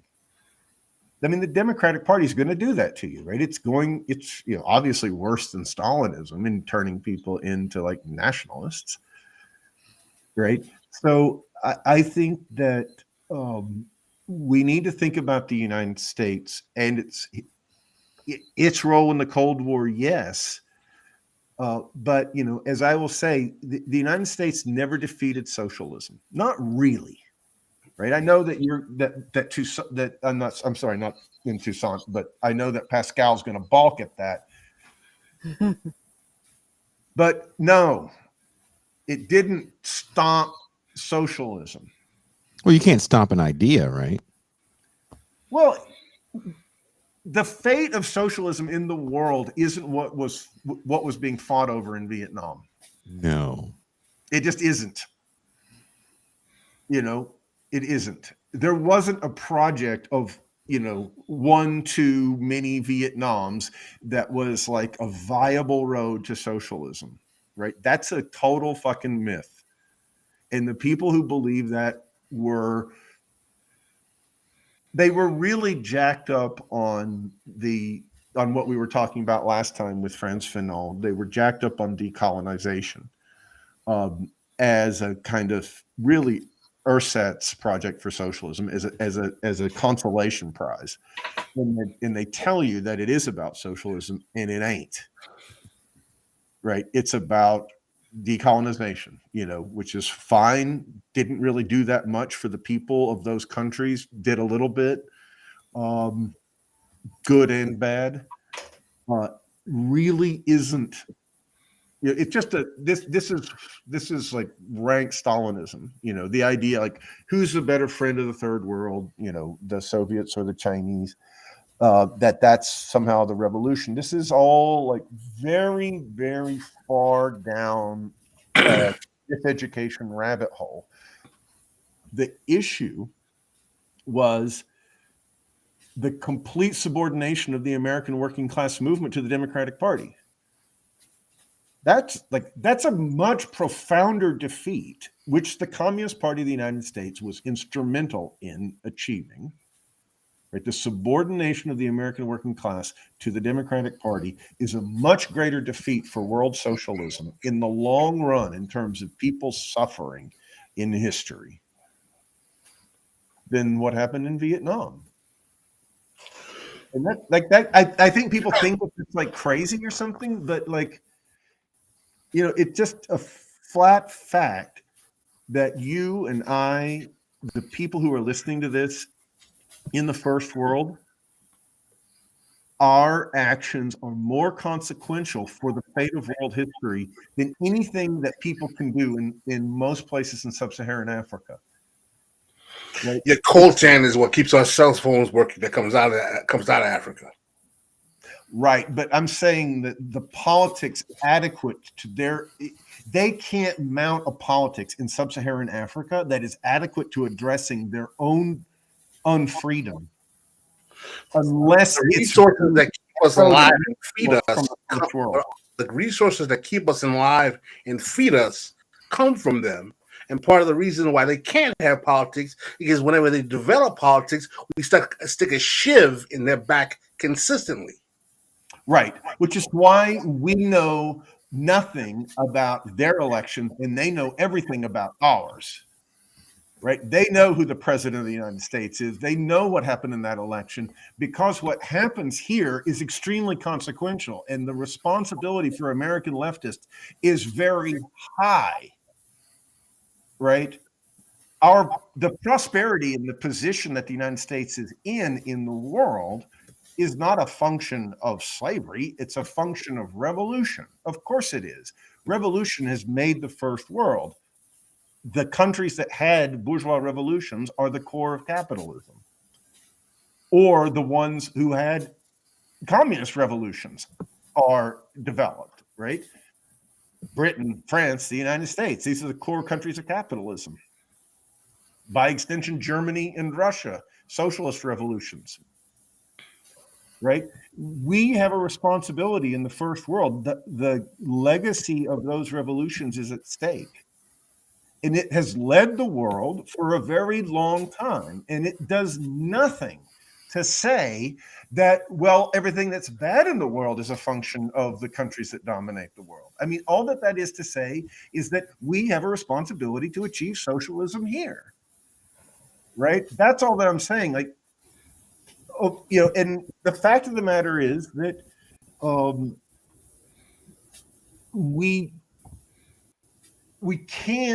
you cannot organize the working class by telling them you are responsible for the suffering of people around the world. Nobody believes that. It's not just white people who don't believe that. Working class black people don't believe that. Good to know. Good to know. Nobody believes. Well, I mean, do people really think that working class white people are like, yeah, I'm happy to enjoy like the super profits of imperialism? It was Spencer. 55% of working class white people voted for Trump too. So I mean, that doesn't tell me anything. And that doesn't tell me anything, because Trump is not to the right of Joe Biden. Full stop, Pascal. He's not to the right of Joe Biden. Right? It tells you nothing to say that. It isn't the far right. I'm telling you, who are the warmongers in the Ukraine? Who is the party of the CIA and the FBI? Why don't you call that the far right? Spencer, I've never been a Democrat in my life. I don't vote for Democrats. If you say they're far right, you're a Democrat. I never said that the Republicans were far right. I said they voted for Trump. There's a difference between Trump and George W. Bush. Isn't Trump better than George W. Bush? In what way? Better in what way? Well, he isn't like a stupid Ayn Rand quoting libertarian fool, right? He at least will try to go and ask. You know, he doesn't dismiss the black vote. He asked for it, right? Isn't that better? No. I think it's better. I don't think Spencer, real quick, man. I don't want anyone calling me the blacks and asking for my vote. Joe Biden didn't do a better job, but I'm not going to sit here and say that Trump is better than George W. Bush. Democrats have earned any like group's vote of the working class more than others? Trump, I mean, Spencer, where I agree with you is that we have two bourgeois capitalist parties. Both of them are interested in protecting the interests of capital, and they are not interested in the interests of the working class, black people, brown people, white people, or anywhere else. I agree with that. But that does not mean that there are not nuanced distinctions. That does not mean that there are not nuanced distinctions between how both parties operate in terms of protecting the interests of capital. Right. And I'm saying that the Democrats are more in the interest of big capital. They run New York City and Chicago and Los Angeles, and their friends are on Wall Street more than the Republicans, who are kind of an amateur hour, really. Right. They don't run this country. They occasionally get the presidency. Right. The Democrats run this country. They run the centers of capital in the United States, and their race racket ethnic constituency politics is as fascistic as anything, is like the American nationalism is the like USA patriotism of the Donald Trump people. That's what I'm saying. They are right. This is where I'll agree with it. Going into the 50-year counter-revolution, that was not the case. The Republicans were in control of most of the business sector in this country. However, I will agree with since the rise of Clintonian third wayism, the left flank of capital has definitely become the party of the finance capital in the United States and have taken over that role. And I also do agree that their ridiculous race reductionist politics is part of the way in which they subvert the issues of working class white people, black people, and working class people of all colors to keep them oppressed. However, that does not stop the fact that the Republican Party is the party of reactionary white racists, and it has been for a long time. Really? You don't think so? No, I don't think so. I think the Republicans voted for the Civil Rights Act. I'm not talking about the Republicans of 1863. I'm talking about since Nixon. In 1960. In 1960, the Republicans Barry Goldwater. Barry Goldwater, really? Barry Goldwater is less of a racist than Lyndon B. Johnson in 1960. Barry Goldwater voted against. Barry Goldwater was against I the Civil disagree Rights with that Act. wholeheartedly. Lyndon B. Johnson was a Dixiecrat. I mean, he was a product of the party machine that ran Jim Crow. I mean, can we just be real for a minute? Right? The Republicans have never done anything like that. Right. And Donald Trump didn't even say party of Reagan. Right. He didn't say party of Reagan. He said party of Lincoln. Now, these guys in the chat are going to say, oh, Spencer's a Trumpist. Again, all that I'm saying is, can we be indifferent to capitalist politics? This notion that because what are we talking about? The Democrats and the left sell a story that we're in a united front against fascism. And that united front against fascism unites Wall Street bankers and the CIA and the FBI and the U.S. military with inner city poor black people and other racial minorities in this country in the working class against the white supremacist fascist menace. And that's a lie. That's just bullshit Stalinist, like, play and repeat. It's just the repetition cycle of bad leftism in the service of capitalism. That's what I'm saying. And so I will say that when the Republicans say capitalism will put people back to work, that's just another project of socialism. It's what Marx called capitalist socialist. Spencer, my response to you is that there's degrees of truth and there's degrees of untruth. Where I agree with you is that the game that the Democrats are playing to try to paint the Republicans as some kind of hyper fascist is definitely a duplicitous, dangerous game. However, that does not mean that there is not a distinct increase in reactionary racial nature of the Republican Party since the rise of Trump. We didn't have 30 states saying we don't want to teach Black history or what they call critical race theory anymore because of quote unquote the danger it is to our kids. You can't divorce that, right? You can't divorce that from the best impulses of the American working class, right? Because the critical race history, the 1619 Project history, that was being pushed was right wing, and I don't disagree with that. I'm not a fan of that history. Knows it, right? Every socialist knows that I mean, I don't know, I don't know any socialist history in the United States, whether you're talking about the old abolitionists or, I mean, I'll put it to you this way: Frederick Douglass is to the left of those in the abolitionist movement who thought that the Constitution was a compact with hell. Frederick Douglass, this is where I agree with you. Is a freedom document. And that was the left wing of the abolitionist movement. That was the position of the American Socialist Party, was that Jefferson and Lincoln, if they were alive today, would be in our party, that we stand in the tradition of the American Revolution. That is, in other words, from a socialist perspective, the United States was founded in 1776, not 1619. Right. And so you can't say that rejecting that is racism. You just can't. Hold on a second. First of all, I am not equating. This is a false equivalency. I'm not saying that what anti-CRT legislation is fighting is just the 1619 project. I don't support the 1619 project on a variety of classes. First of all, it's a bourgeois, black, petit bourgeois movement to try to basically get what I call fatback and biscuits from the left flank of capital. So I don't support that project. But what I do realize is that there's a lot of legitimate African-American and black history in this country that these right-wing reactionaries will not teach under the name of fighting CRT that is going to be blocked out. That would not have happened if Trump never became president. That's it wouldn't have happened if the Democrats didn't push all this, garbage history either, right? That's all I'm saying is that these two people are these things are hand in glove, right? The rottenness of I don't know what they couldn't even really get it off the ground, like the Republicans' attempt to like rewrite the history books, right? I think Trump put together some ludicrous commission, right, that never could write a report.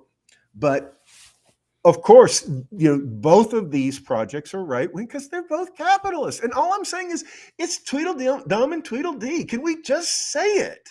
And don't vote, and don't be a member of the party, and don't knock on doors for them, right? And don't affiliate your union to them, and don't affiliate your civil society organization to them, right? Can we try to build socialism? That's all that I'm saying. I'm not in favor. All that I'm saying is that the argument that I don't even believe that Trump is worse than Paul Ryan. I just don't. I don't think he's worse than Mitt Romney. I don't think that he's worse than John McCain, and I don't think that he's worse than George W. Bush. I don't. I'm going to take a hard disagree with you on that, Trump, because I believe that first of all, I'm not that enamored in painting Trump to be this kind of like super monster, but Trump opens up a politics that is more dangerous than himself. That's the problem I have. Okay, let me put it to you this way. He's no worse than the old Republicans than the new Democrats are compared to Bill Clinton. Bill Clinton was the father of the New Democrats. Yeah, but Bill Clinton wasn't mounting a wholesale war against our civil liberties. Joe Biden is.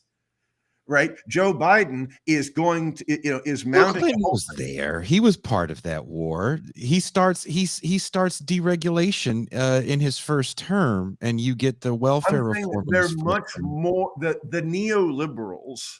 Yeah, are not liberal anymore. They are illiberal. They are against your rights in a way that like they didn't used to be. Like we're kind of also. So they're just Trump is if he's worse, if you want to say that he's worse, he's worse because history's worse. Well, I was going to say I think we're and kind the of left eliminating is conspiring in that regression historically. That's what I'm saying. I think we're eliminating a lot of history that goes into the policies that come out of the times as well, right? To say Donald Trump is not worse than George W. Bush. George W. Bush had 8 years, and he comes in on the heels of 9/11 happens, right when he gets into office. So historically, he's always going to sit in a little bit of a different context than Donald Trump. And we do have to take that into consideration. We also have to remember the context in which Bill Clinton comes into office after 12 years of Republican rule, neoliberalism. We discussed it as a Republican thing. Now it's more of a Democratic thing. He definitely takes that ball and runs with it. Obama takes that ball and runs with it. After 8 years of Bush Jr., I think obviously Obama. What I would like to do of the crisis, right? Obama, came. His presidency is overshadowed by the crisis that hit before that election was over, right? And what we saw in 2016 was a rejection of Obama, right? And the Republicans that would work with him from that. That's what people mean by the mainstream today, right? Whether it was Bernie or Trump. I, for one, am glad that Trump broke the old Republican Party. I wish Bernie Sanders had broken the old Democratic Party. I agree with you.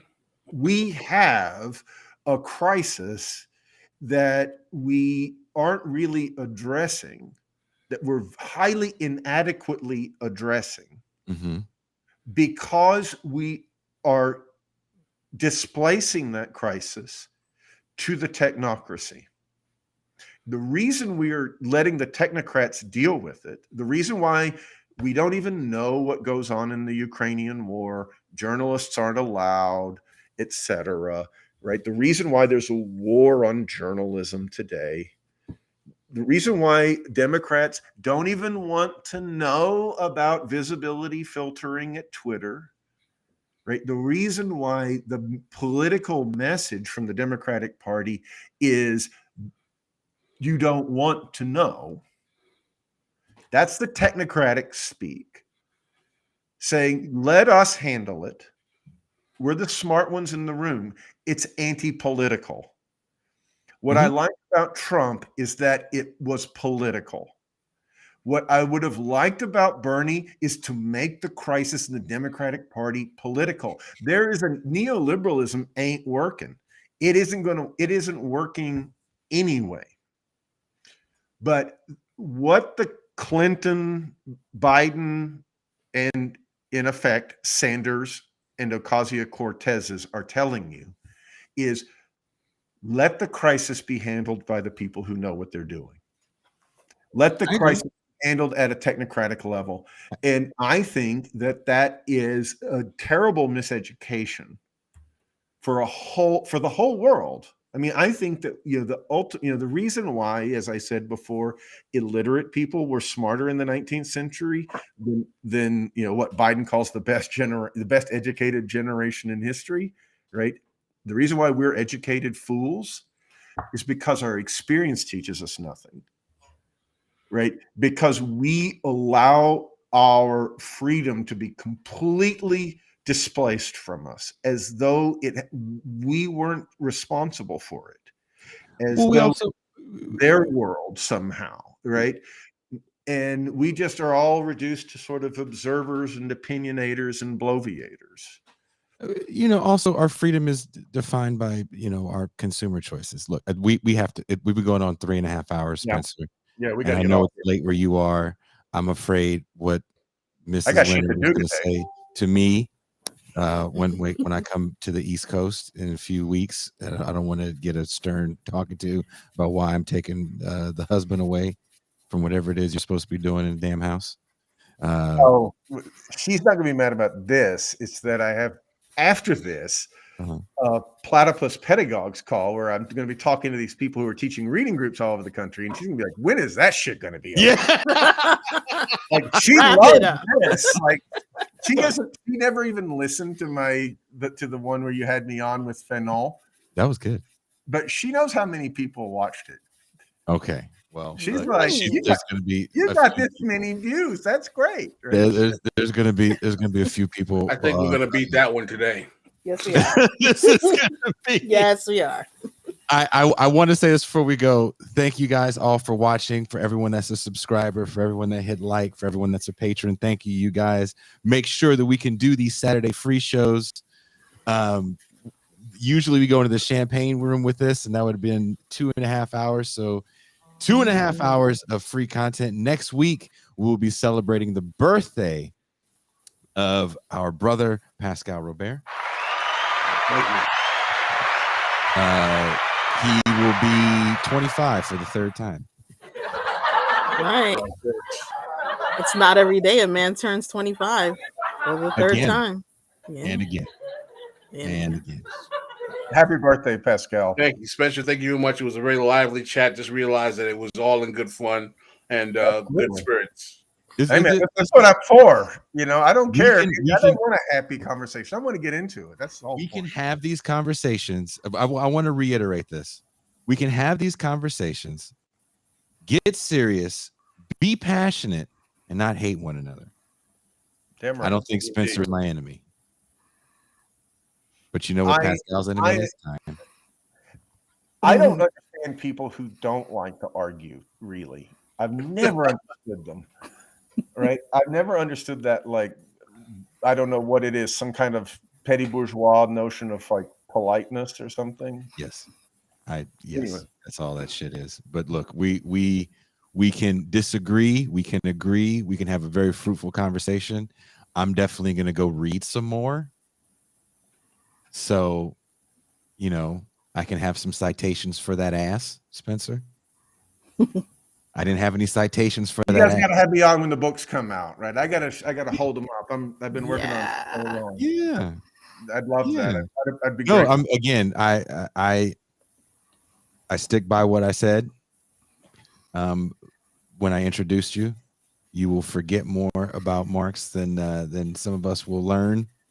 So I appreciate you, the work that you do. It is very important. I think reading this was actually very important, and I want to end with this.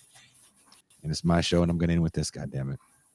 Part of kayfabe, part of the political burlesque, is that sometimes these actors have to tell the truth to really bring you in, and that was for me part of the impetus of this work that I'm doing, this documentary film that I'm putting together with a wonderful young filmmaker.